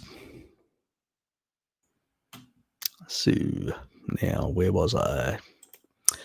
Okay, it's the cut. It's a cut look Shawmaker is getting now. Yep, exactly. Yeah. So, you know, because he was just having too much protein, so he's added more fat in it, and he's getting a better cut as a consequence. So yeah, there's a lot of, in this formula, there's a lot of cream, there's a lot of fat. It's a low carb, but more, you know, a lot of fatness and some, you know, good level of protein, but not excessive amounts. So yes, and that's why he's getting better results for that. He's trimming down and getting those, the sort of result he wants to. So yep, exactly. Exactly. Thanks for making my point. Okay, now down here, big animals have more fat in general than smaller ones. Yep. About 350,000 years ago, climate was colder. Actually, 200,000 years ago, we had another dip. Another increase. Slightly before that, there was a sort of an increase in the sort of interglacial period. I've actually got an image somewhere. I need to basically, it's that ApoE thing that I want to do. You know, it's basically this sort of thing, these sort of climate change and these changes in the fatness of the animal and forcing people to have some non-animal products is what created the shift. It's all about, if you're putting plants in even small amounts, they cause glycation. This is the reason for the lower resident time. That means that's why the receptors have already given it away now, the video. The reason it is this, the reason why these ApoE phenotypes change from 4-4, which is the old one, which even some tribal societies still have, to 3-3 and then 2-2. 200,000 years ago, then 80,000 years ago. It's because of these climatic changes and the change of the composition of the sort of energy that they could access all the time.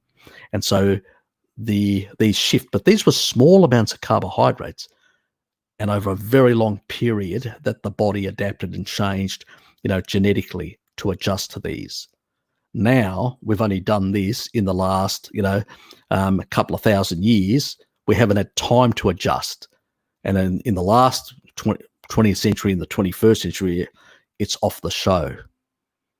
That's why diabetes is off the show, why all the health problems are off the show, because it's beyond any adaptation you can actually achieve with the ApoE, in order to basically reduce the resident time. If you're clogging your arteries with so much glycating product, so much fructose, so much sugar, remember, sugar is 7 times in terms of volume. It's 4.7 times more as a proportion of its volume that basically glycates. But in terms of its effect, it's 7-fold more than glucose. And you don't worry about milk, because milk has glucose and galactose goes through 4 stages, which gets converted to glucose. And glucose is not toxic unless it's in excessive amounts, but in small amounts, it's not toxic. Fructose, even in small amounts, is very glycating, 7 times, and is quite toxic. And we only had access to it for 1 or 2 months of the year. And when it was cooler, probably a couple of weeks of the year. That's how little. And the bears used to eat as much as they could to fatten up, and so did we, so we could have a bit of more fat to last us through the winter. So by engaging the Randall cycle, by eating a lot of fatty animals at the end of the summer, and basically combining it with sugar, perfect Randall cycle effect, perfect way to literally overload your mitochondria with the energy, downregulate GLUT4, downregulate CD36 to get fats in. Say no, more circulating shit around, and the body goes, let's send it to the liver and let's export it as fat, as triglycerides. And if you're sitting around like modern people do and not doing much, it will get all stored. If you do some movement, some exercise or some movement, you'll burn some of it, but still you will still store some of it as well, because it's just too much. These are the sort of things that are different between the past and today and all that. And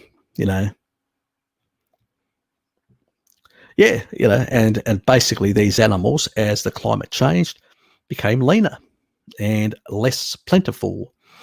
And that was a problem, because they had to adjust to the climate change as well, because they needed to thermoregulate, so they didn't need as much subcutaneous fat. But that meant by reducing that, they also meant less energy for us. So we had to tap something else, and that was starting to tap plants, unfortunately.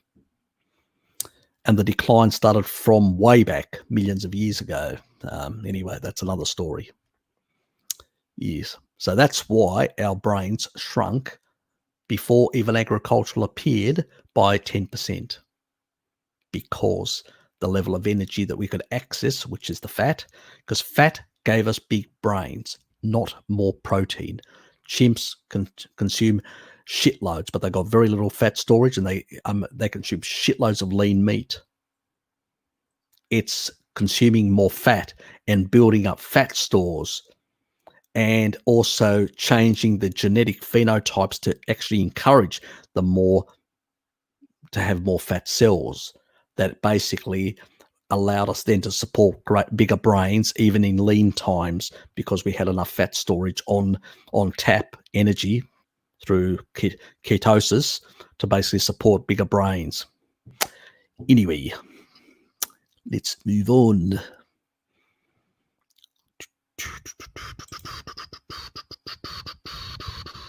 So that's it's same sort of stuff. Yep.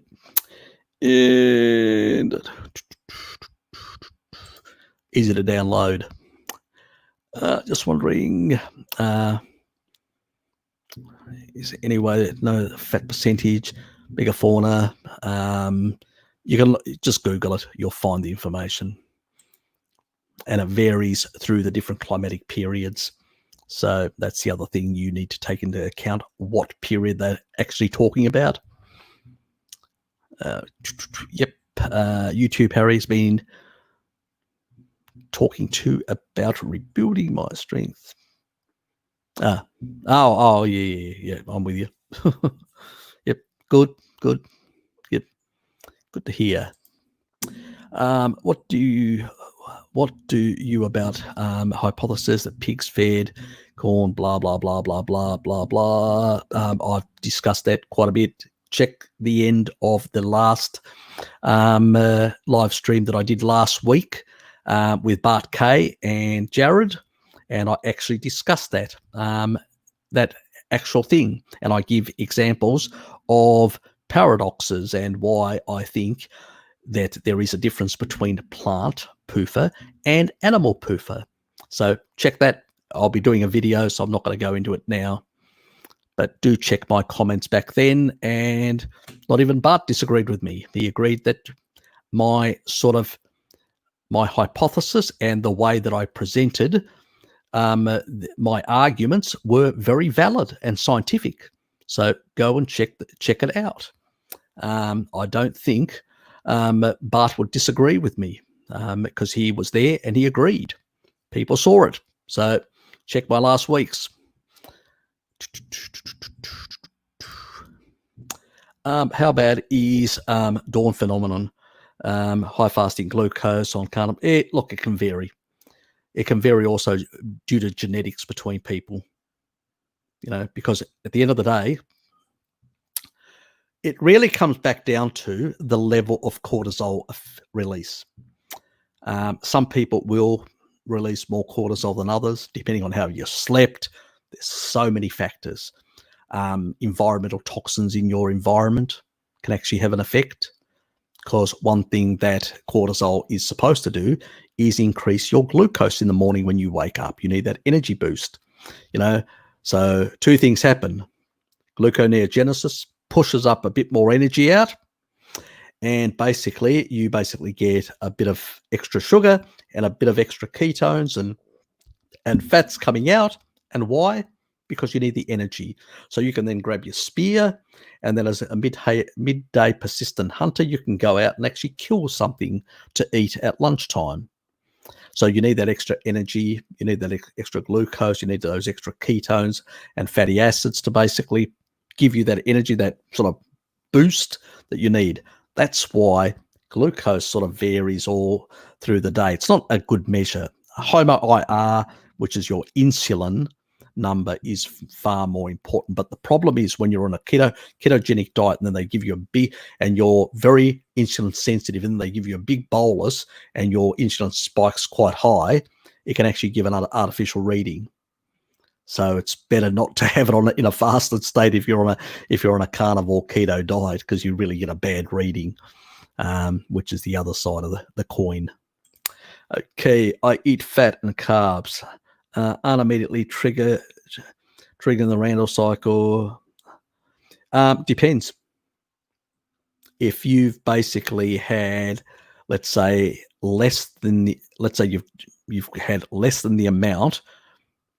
If let's say you've gone out and exercised quite heavily, and you've depleted your glycogen, so your muscle glycogen's sort of much lower, your liver glycogen is much lower, and then you have carbs and fat. All you're going to do is replete glycogen, and you probably won't hit that point. So it depends. If you're basically an office worker just sitting around and you basically have both, it'll be pretty fast. You will trigger the Randall cycle pretty fast. So there are differences depending on, what is circulating, what is in the cells, and what is in storage. So you got less in storage, less of an issue. You got bigger muscles. It's going to take longer because those bigger muscles have greater glycogen stores. So it all is dependent on your specific circumstances. So, and when you hit the point, and all cells, it's not all cells won't actually. When we talk about engaging the Randall cycle, not all cells will engage it the same way. Some cells that are still taking energy, they won't be engaging. So some will not downregulate GLUT4 and CD36. So they will still be taking in fat and glucose. So until they basically are full and they go, fuck off, I've got enough, I'm ready, it will basically downregulate those receptors, and that's when that cell will become resistant. Obviously, if you're eating 24/7, eating a whole lot of shit, you're sedentary, sitting around, and you're in a constant state of resistance because you're just fucking full as, and you've got shitloads circulating around, the body doesn't want a lot of these stuff circulating around, fats and sugars, because they have glycating effects and all that. So once it actually gets signaling that we got plenty on board, it will start storing them and exporting them out as triglycerides, seeing whether it can actually get a bit here or there with a few cells that may have slightly less, and the rest will end up in the adipose tissue at different rates. It's a dynamic system. It's not something like, a static. Now, the on-off switch, when you're full, you get the on-off. That's quite rapidly. But the gradient, which is different. The gradient has to do with how much circulating is that can't get into cells. And that's where that gradient, the Randall cycle gradient. So the actual activation is an on-off switch. But then the gradient, it depends on how much additional circulating energy there is that can't be utilized. So that's where the gradient happens. So that's the two different. And you probably heard me say these things even with Bart, and it seems confusing because when I say, oh yeah, Bart says, oh, Randall cycle's an on-off switch, and then I use the gradient, and we're actually talking the same thing, but we're talking about a post. I'm talking about a post thing. And I sort of tend to view the gradient as being more important. I mean, Bart says, oh, yeah, you're activating the Randall cycle, you're in, and he's right. You are basically in a state of resistance. But I'm more focused, for most people out there, I'm more focused in talking about not so much the activation at the cell level, but more the chronic state that a lot of people find themselves of insulin resistance over eating inappropriately, and where that gradient is and how high it is. That's my biggest concern, because that usually is how chronically sick they are. And that's where my focus is on, in that regard. He's sort of seeing it more as a scientist, it's, yep, this, but I'm seeing it more as the pathology side of things. And that's sometimes when you hear that, because we always discuss it. If we had a disagreement, Bart will bring it up. You can be sure about that, but, so it's just that the focus, but to be quite clear, you should basically say, and it's an on-off at the cell, becomes resistant, then you've got a gradient. That is the correct way of actually explaining it in a more complete form. Sometimes, you know, for like myself or him or others, for shortcut purposes, but sometimes that doesn't help people sort of understand, because they get this sort of strange sort of half understanding, which, you know, can be, you know, less, rather than demystifying things, it can become more confusing. I hope I've cleared that up in that regard. You know, sometimes I forget these things myself. So, you know, if you're not sure, just ask me. Just say, Harry, you know, I didn't really get that. Can you really explain it a bit better so I can understand what you're on about? You know, because sometimes, you know, my own mind is just sort of wandering, and I'm thinking other things and all that, and I'm not sometimes focused enough on how much you guys understood. And sometimes that's where sometimes I'm sort of translating and saying, did I say it simple enough, or did I confuse people? And that's why you hear me sometimes repeating things to try and, you know, just refine my explanation so you guys understand what I'm basically saying. So yeah, anyway, okay, next one. So humanity as we are today with big brains evolved during the ice ages.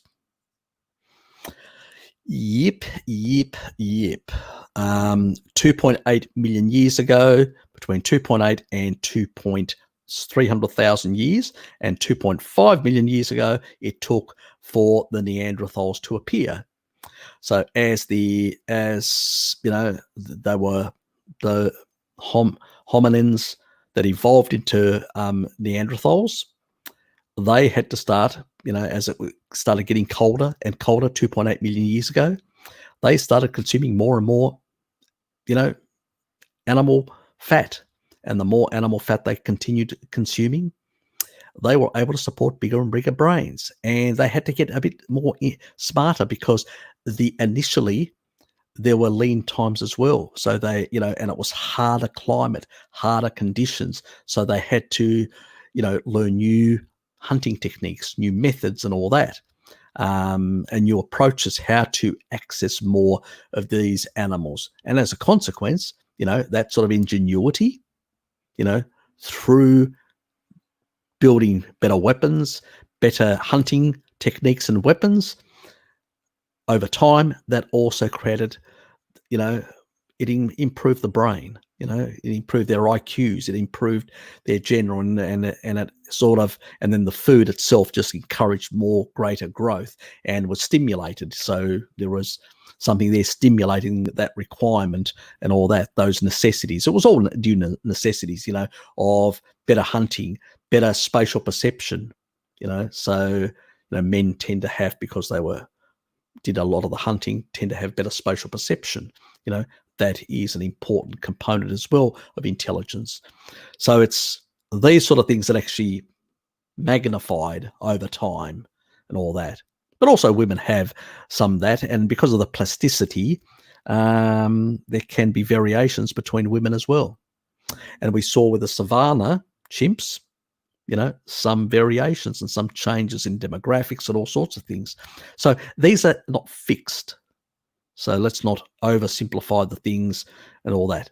They may be more pronounced slightly, like the left hemisphere tends to be more pronounced in males, but you can find even in females where they've got more pronounced because of the type of jobs they do, the activities they do.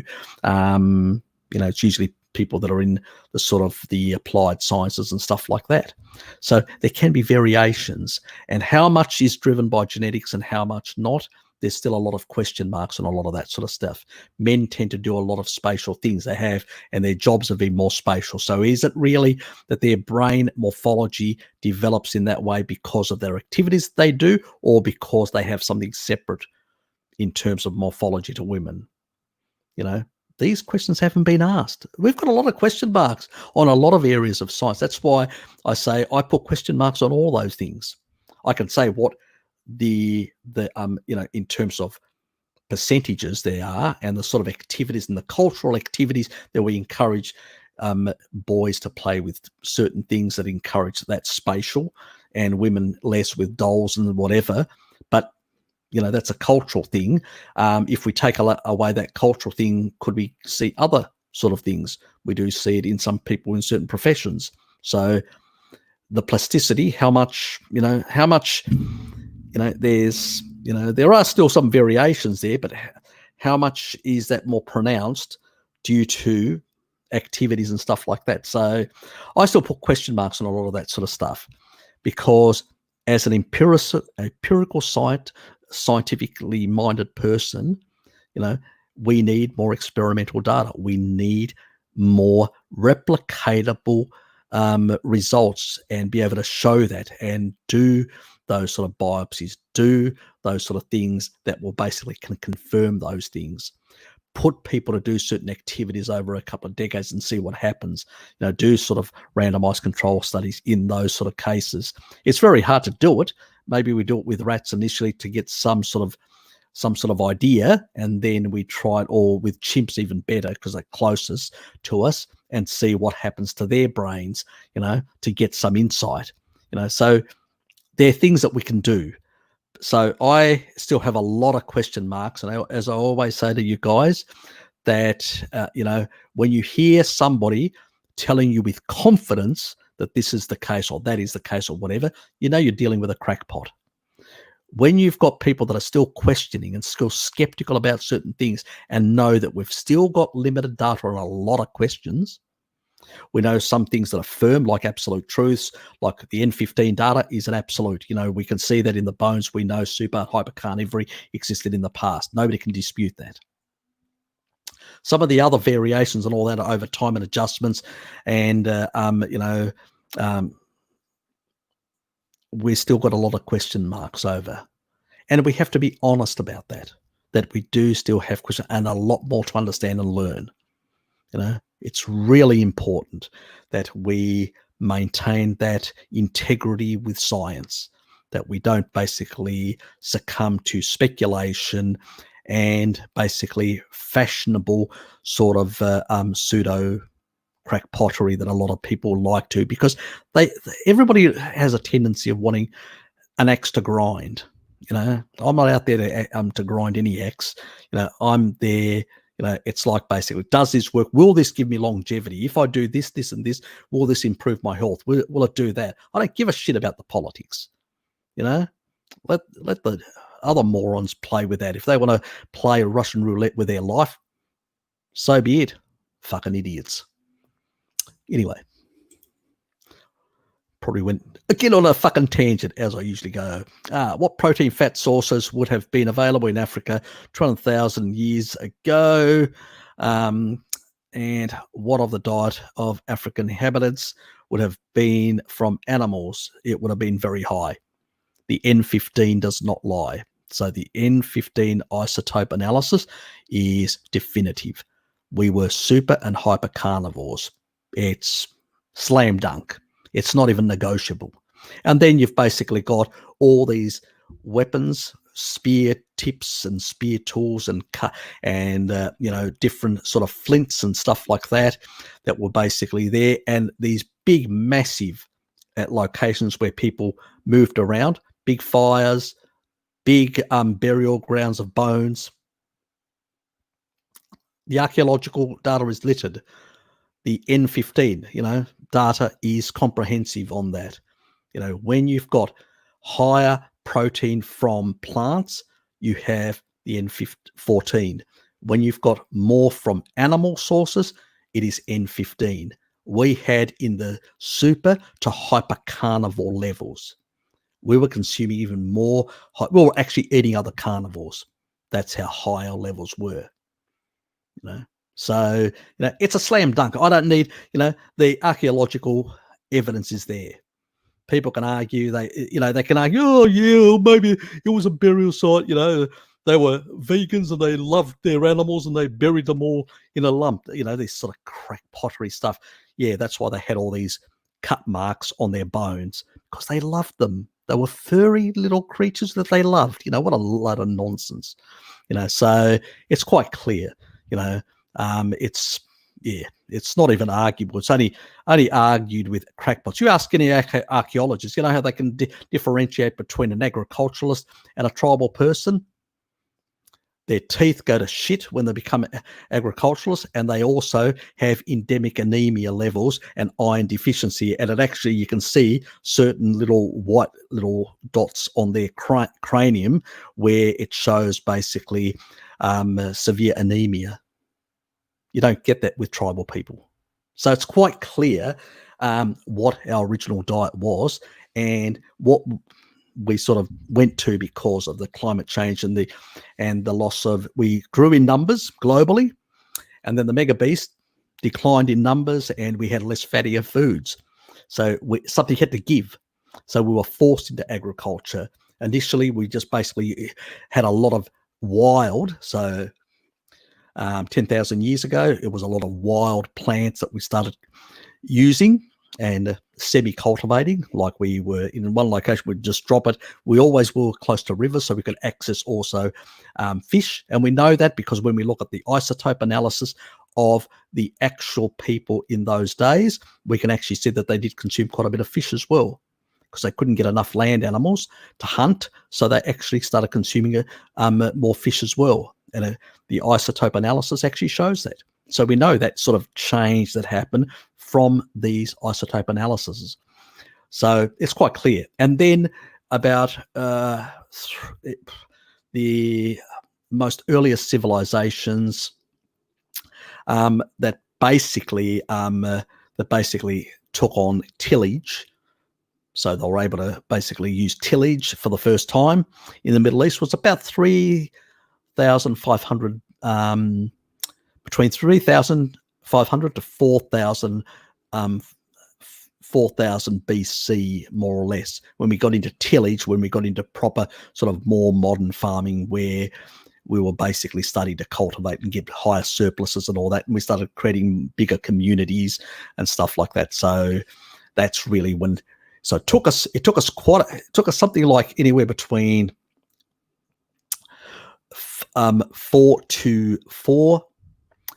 to 5,000 years, depending on which part of the area you were living in, before this sort of tillage technology was actually developed. It took a long time. So people gradually reduced their hunting. They still did hunting, but they did less and less, more fishing and more cultivation. And it just sort of, it slowly over thousands of years, we drifted and changed. So it took a long period of time in that latter time as well. But, back in 200,000 years ago was when it was a period when we had these climatic changes, one of the interglacial periods, and it got a bit warmer and things changed a bit, and we started shifting and consuming a few more plants and stuff like that. And that's when the ApoE33 came in, because plants have more glycating effect, and you need to take out the LDL out of circulation quicker because you don't want it glycating and damaging, okay, because you don't have a cardiologist back then. Anyway, now, okay, thanks for the explanation. I wasn't clear how the Randall cycle only triggered. Yep. Yeah, it's, the triggering effect when, and it doesn't happen uniformly. Obviously, if you're on a sad diet, I can tell you it happens uniformly, because they eat so much fucking sugar throughout the day. They're literally basically in the trough, the sugar trough, every 2 fucking hours. And so they are, within a very short time from waking up, they are replete. And they are then just engaging the gradient. They're increasing the gradient over the day and just storing more and more and more fat. And their triglycerides are going up and up and up and up. And their insulin is going up and up and up and up. So it's just fucking hell what's happening in their bodies. So, yes. I like to believe ancestral European women would have been warriors. Well, there you go. If they take up anything from those savannah chimps, those women that have built their own spears and got out there and literally attacked those fattier little animals, yes, I would say so. So go and check that. It's on Bart's side. I did it on Bart's, and to support Bart anyway, because he was the one that helped me get it, or encouraged me to, or pushed, shoved, annoyed me. Why you got your channel going? Because I got a day job. You fucking Kiwi. I used to give him a hard time, and he basically used to push. But he actually said once to me, "Look, at the end of the year, you may hate me for introducing you to this crazy crowd." And I go, "Yeah, who knows? We'll see." But look, I'll have to be honest. I've enjoyed it, so no regrets. Anyway, it was my choice. I could have said no. So, damsel in distress. Sure, had to protect themselves too. Yes.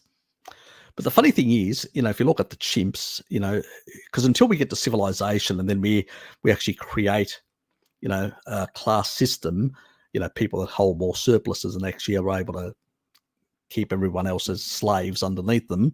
Until we got to that stage, we were basically very much a cooperative. That's why societies like Northern Europe that took much longer to get into civilization, from the Romans and onwards and all that, they tend to still have those old traditions. That's why social democracy, or the, more those sort of thinking is more prominent, because for millions and millions of years, we were a cooperative type existence. That's how we functioned. That's why we had empathetic genes. And you can see that even with the chimps, how they cooperate and all that sort of stuff.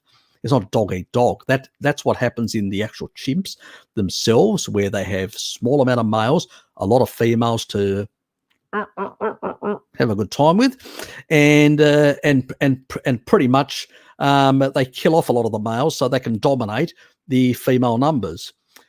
But when you get into a savanna environment where the pickings are less, and you need more cooperation and less stealing and less being, a nasty chimp, you have epigenetic changes, and you upregulate the sort of genes which are more, cooperative genes, the empathetic genes and stuff like that. And we see these things go up even in those chimps in such a short amount of time. Just the environment changing. Can you think then over thousands of years, like us? This is why it's hard for humans to kill like the chimps can just kill like that. We have a much more difficult. We have to be trained into it, because we had a long period where we developed these empathetic genes, and then it's much harder to kill our own. It becomes much harder, because you learn more cooperative, because that's the only way of surviving against the cats. You're small, and those big cats, and they have basically, you really need to bunch together and work together to basically survive in that environment, that open savanna environment. So it changes psychology, changes a lot of things. So go and check that video, and you'll actually get quite a bit of insights into behavior of potentially early hominins, our earliest ancestors. Yeah, look, the islanders in Greece are also have that matriarchal type thing. Yep. I mean, my youngest sister, who married a guy from Milos in the Cyclades, basically, the property will go to the daughter. Traditionally, that's what happens. So, yes, very different from the mainlanders, which are the complete opposite. Thank God for that. Dad leaves stuff to me. I hope my sister's not watching this.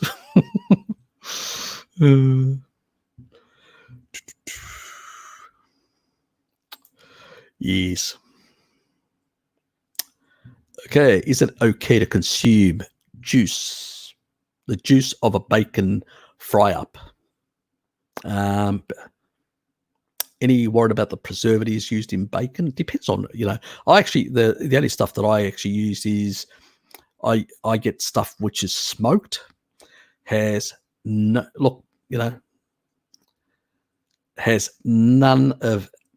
sugar in there, nothing. It's just smoked, and they've only cured it with salt. They've only used salt. That's it, nothing else, which I get. Now,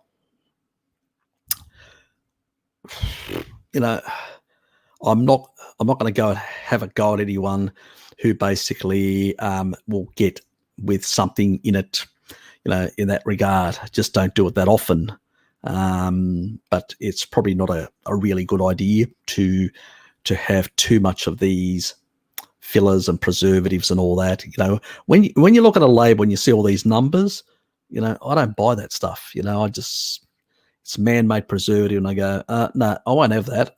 I'll have the sodium if it goes.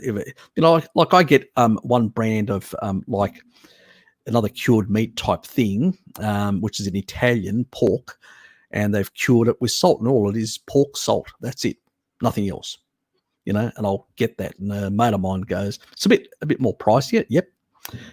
Where you may get another product which is basically, let's say $8. This is $8, and another product which has got some of these preservatives is $5. Yep, it's going to cost you a bit more, but I'd rather have that.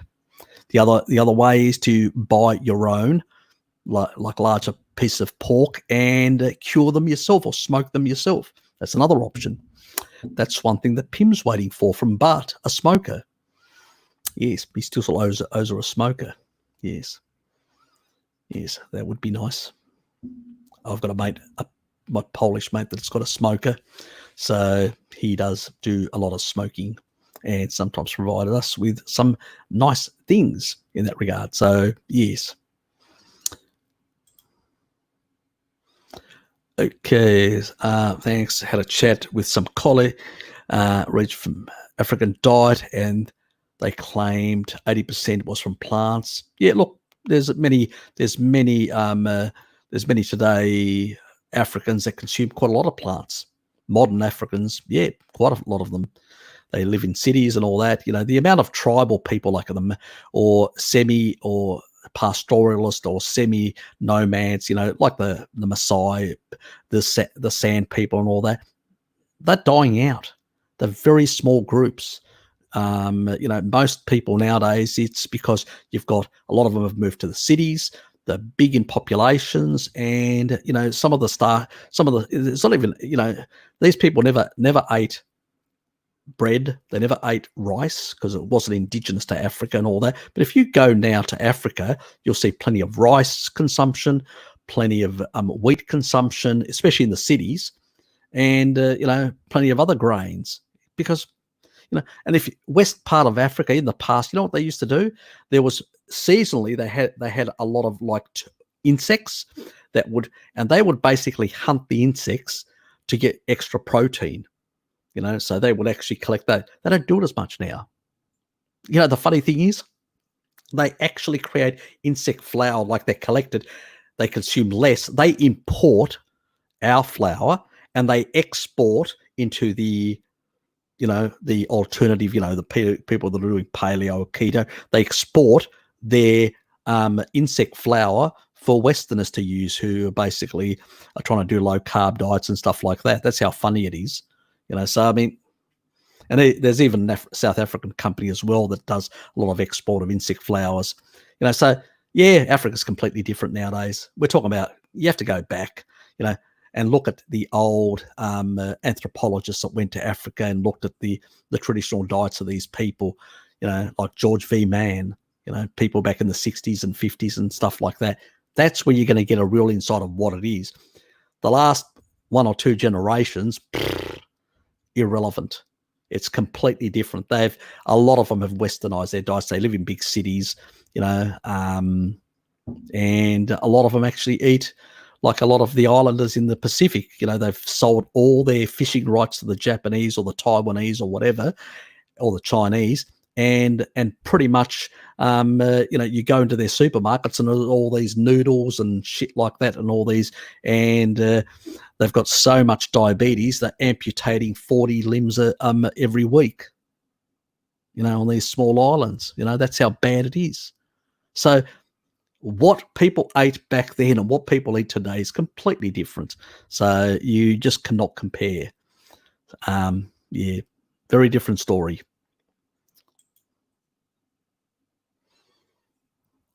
And that's why their health is going to hell in a handbasket, unfortunately.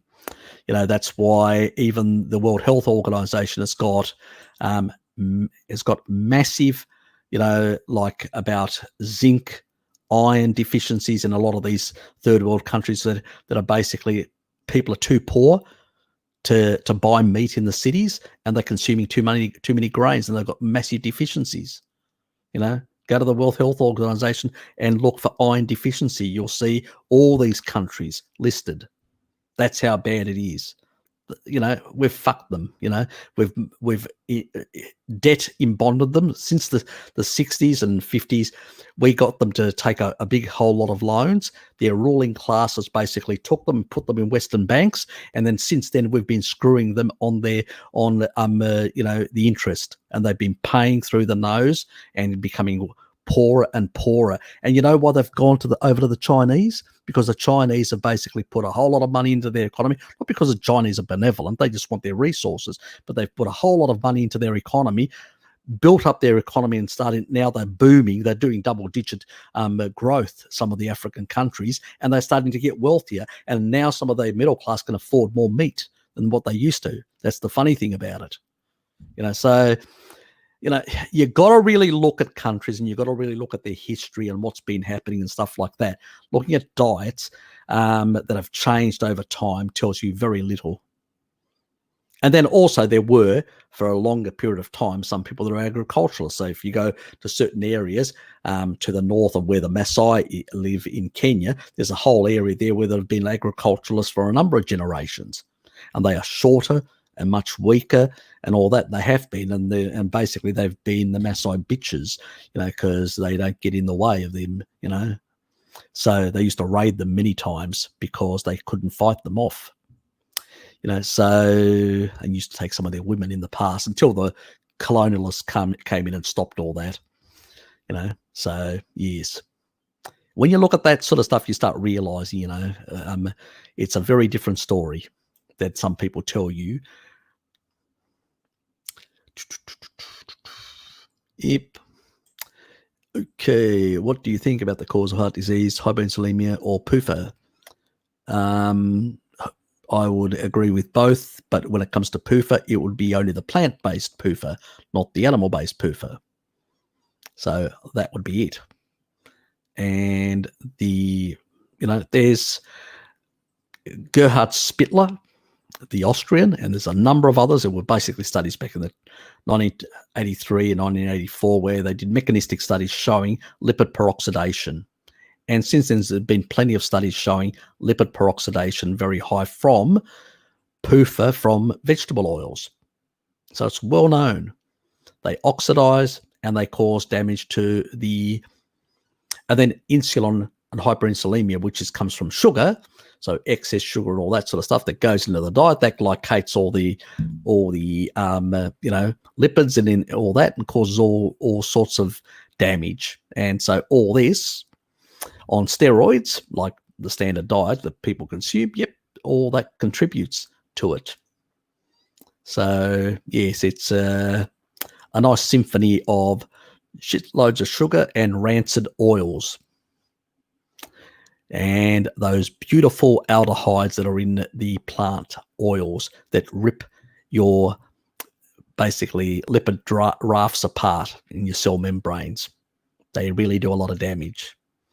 And there's just not enough antioxidants there to act as basically as sort of the protectors of the lipids in those membranes. So you're pretty much fucked on the standard diet because of the high glycating effect. We never had refined sugar to this level. If you go back 100 years, we were consuming very minuscule amount of seasonal sugar. Very little. And remember, compared to glucose, it's 7 times more glycating. So very little in that regard. So yeah, pretty much the combination of seed oils and refined sugars is what causes most of the diseases of the modern world, because these are not natural foods. We had small access to fatten up of seasonal sugar. We did not have all year round sugar. And we can actually show that diabetes was prevalent in the ruling classes of India, and physicians had identified it, and that was the first country to actually refine sugar. And the sugar at the time was, because the industrial process required to extract the sugar was so difficult, that it was basically worth its weight in gold. It was actually more expensive than gold. So, and it was just used by the rulers, and they were the only ones that did actually have diabetes back then, you know. And even the rich rulers, when that sort of sugar got into the Greek world from, you know, from trade with the East, you know, early physicians in the Greek world also identified that and talked about the sweetness of the urine as an indicator. We know that when we do tests nowadays. So yes. And Harry, do you think that the Spartans, I would say the Spartans, very much a warrior culture, but their women had a lot of rights, very different compared to the Athenians in that regard. Also, they loved pork, and they had a number of pork dishes, and pork was one of their most important meats that they consumed. So you can still, if you go on the internet and go pork dishes Spartan, you will actually find a number of ancient Greek recipes that these people used to consume, if you're interested.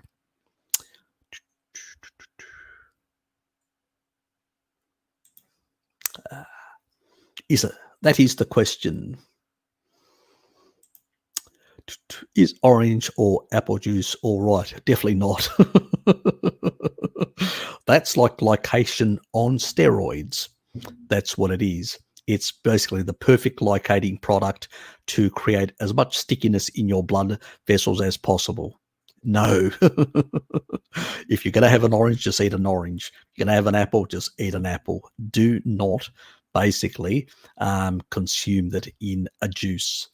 You know, as a refined product, it's very high in sugar and very high in deuterium. It's, you know, fiber usually mitigates some of the actual fruit. So if you're going to have seasonal fruit and also you have it only seasonally, not in winter, because you've got the UV that can deplete some of the deuterium. So you got less in that metabolic water, you've got less basically deuterium to do damage to your nanomotors.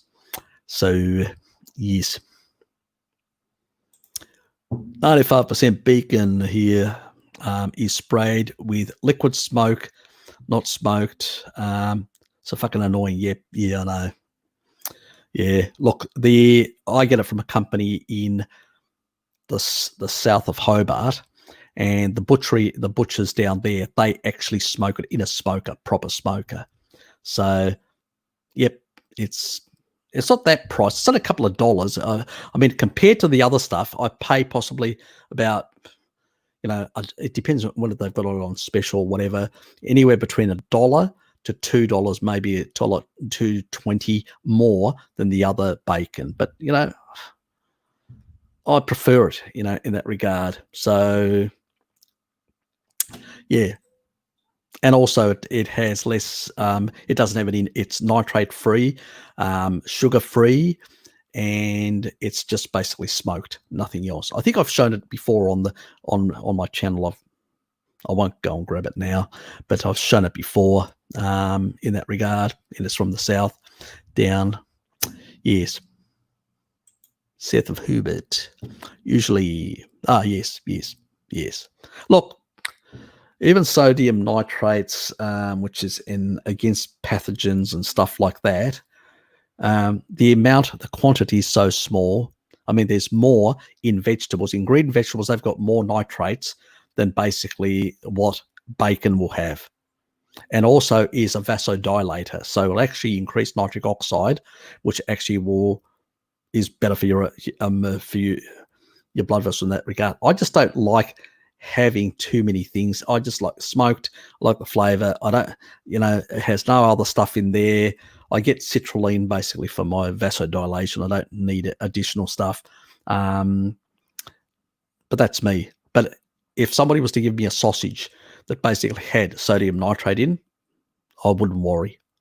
because the quantities that they used on the animals, on the rodents, was like, the fault, we're talking about thousands of orders to induce, and also these were knockout mice which had a susceptibility to cancer. So they already had a susceptibility, genetic and all that, adding, these sort of loads, any sort of, it's just junk science. It's the reason because it's all this reductionist nonsense. Let's give it we'll give it a genetic problem, then we'll pack in as much as we can without the mouse dying immediately. And then we'll basically make a claim, oh, this will actually cause cancer in the mouse. Yeah, if I give you fucking enough some chemical, or I'll probably kill you as well. I mean, it's just reductionist nonsense. When you have normal food, you don't see this.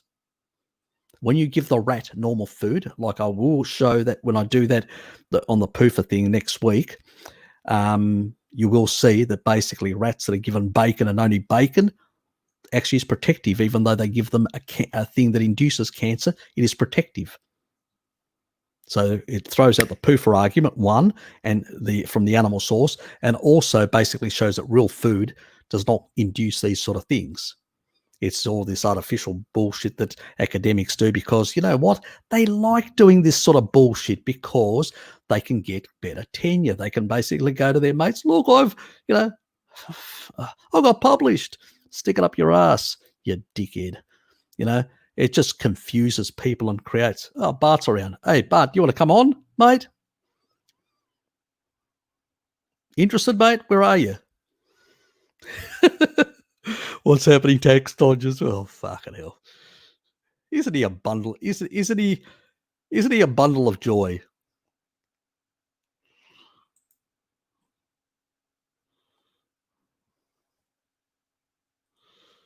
You sober enough for my channel?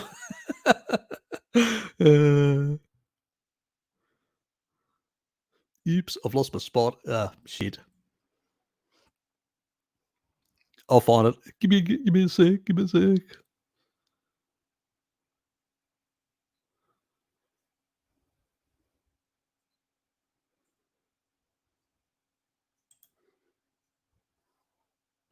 Good for him.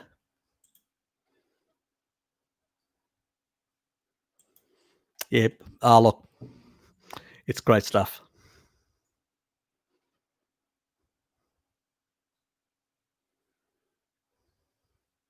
Oops.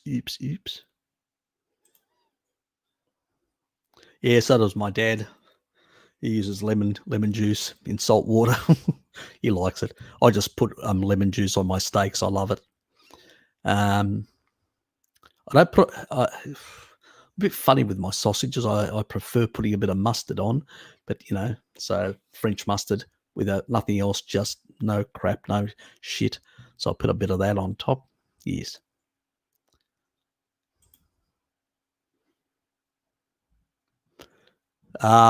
Yes. You don't want to wake her up. You won't hear the end of it. She's got work tomorrow. Yes. Okay, fair enough. In that regard.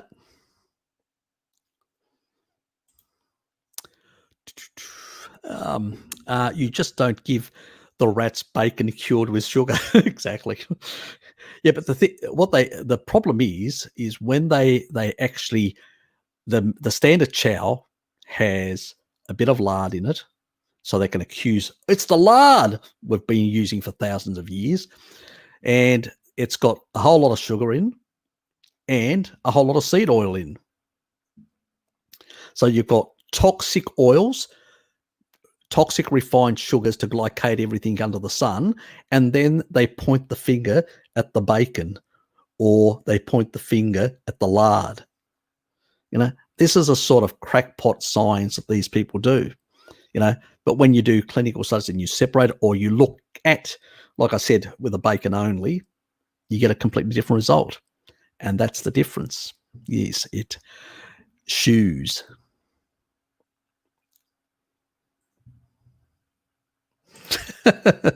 Fucking troll, go away, you fucking troll. Hey, T1, and where are you? You need to keep control with these other trolls. That's your job.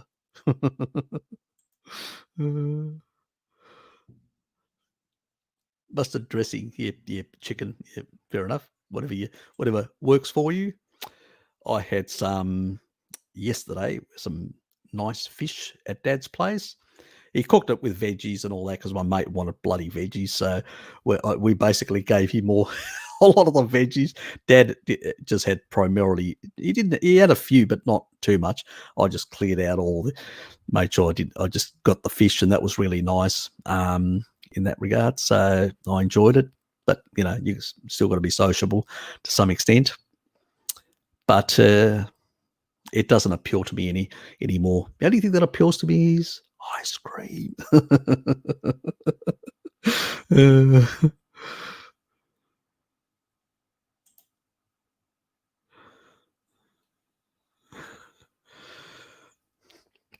Yes. It's us. It's Bart and me, the two carny, basically apologists for the carny diet, the crackpots of the carny world, according to the vegan world. Yes. The Mr. Epidemiology, I got 100 studies. Fucking hell, that's crazy, mate. You know how to find them, don't you? You know how to sort of, go and poke the bear, the RV bear with his 101 pseudo crap studies.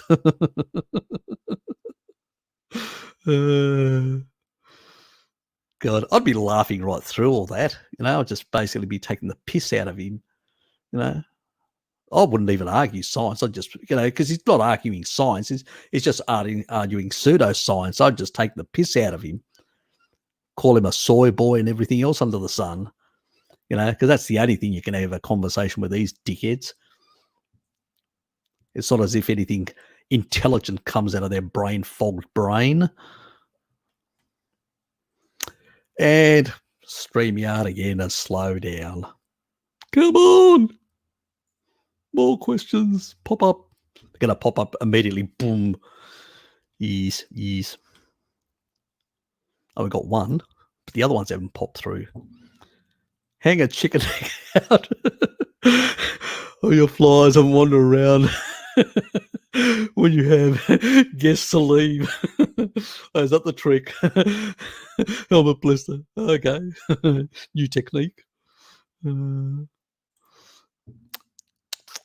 I have my slow cooker buried with me. Okay, that's a lot. That's a lot of love. It's a bit like the pharaohs. I will take all these family members with me when I go. For you, it's all the cooking stuff with me. Very pharaohic of you. Yes, interesting approach. Oh, come on, StreamYard. I get a sorry. I'm still waiting for more. Get through. Okay. Oh, that's the last one. Okay. I'm confused. Any more questions or humor? T1's gone to sleep. So no humor from there.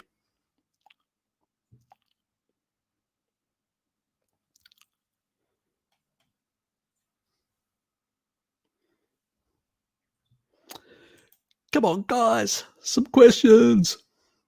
Anything. Okay. Oh, it's at the time. I just realised. Way beyond the 2 hours 30 that I was looking at. You guys are more on the ball than I am. Fuck me. Anyway, guys, I've had an interesting night. Thanks for your company. If there's any last minute thing that somebody's desperate to ask me before they see me next week, do ask. What do you think about kefir? It's good. But I wouldn't overdo it. That's one thing I wouldn't overdo. So don't go crazy when it comes to kefir.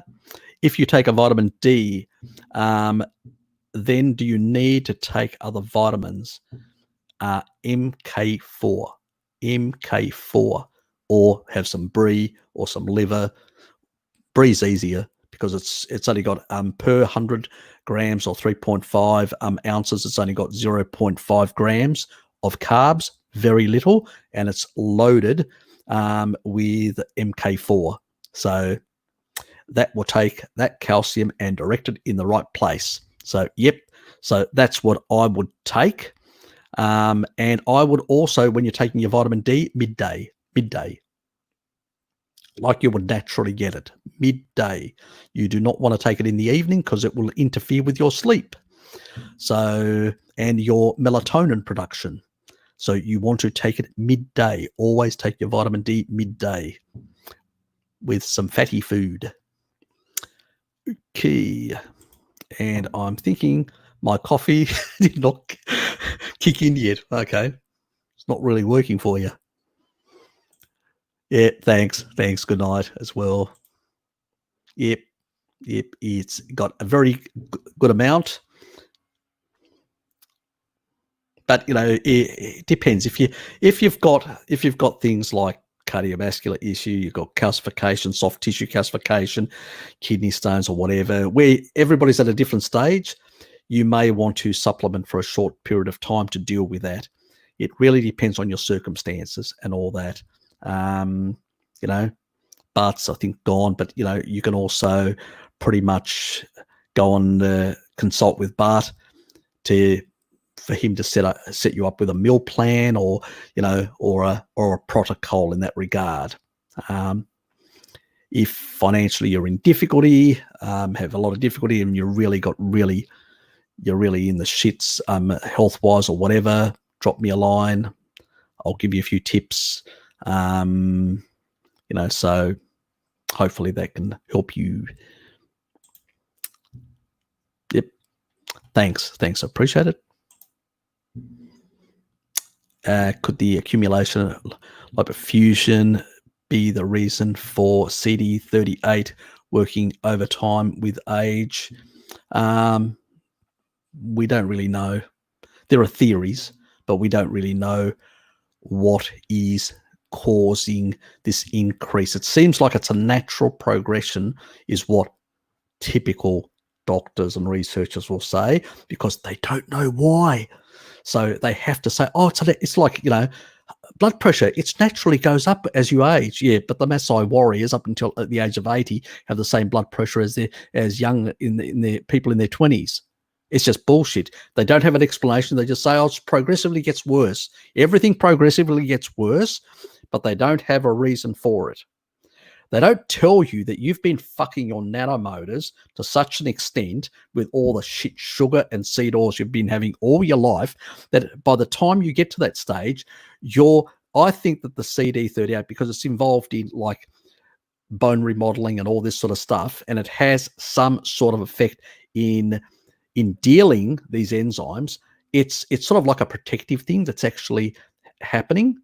And so that's why when I say do niacin, that actually sort of slightly down regulates it a bit, but in a non-inflammatory type diet sort of state, because then at least you're getting the benefits, but at the same time you're not overly suppressing this that may have other benefits with age, because if you've accumulated some damage and all that.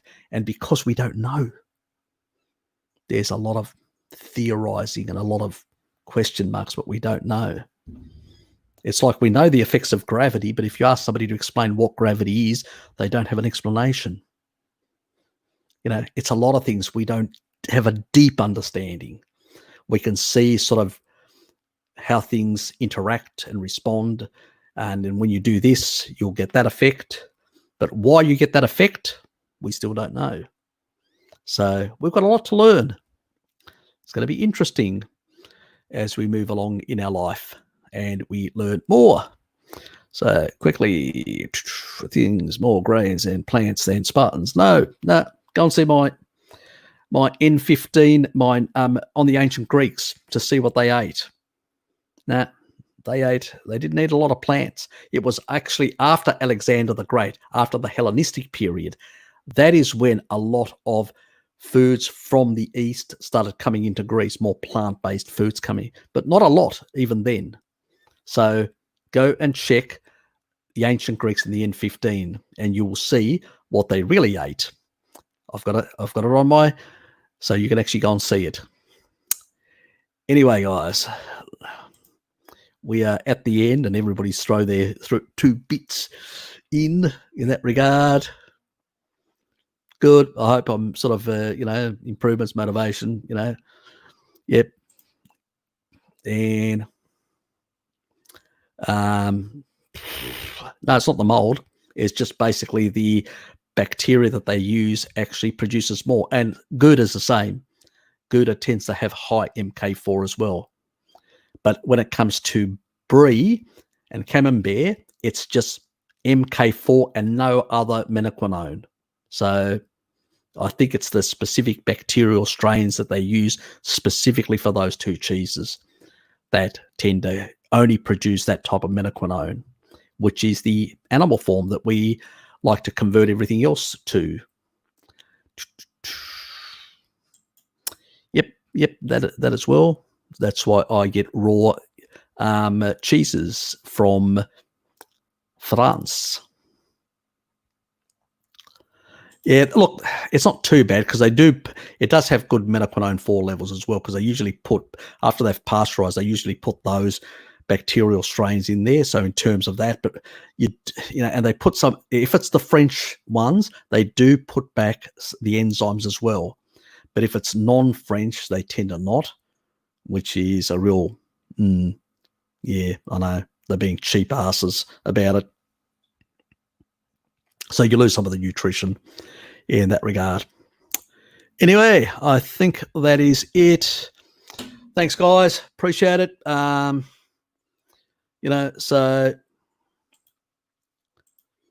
I'll let you all go. See yous. Have a nice night. Appreciate you guys being here. Take care, and I will see you guys, some of you guys, next week. And in a fortnight's time, we will do another Eurasia, and I will see you, the rest of you, from Europe and all that, in 2 weeks' time. Take care. See yous.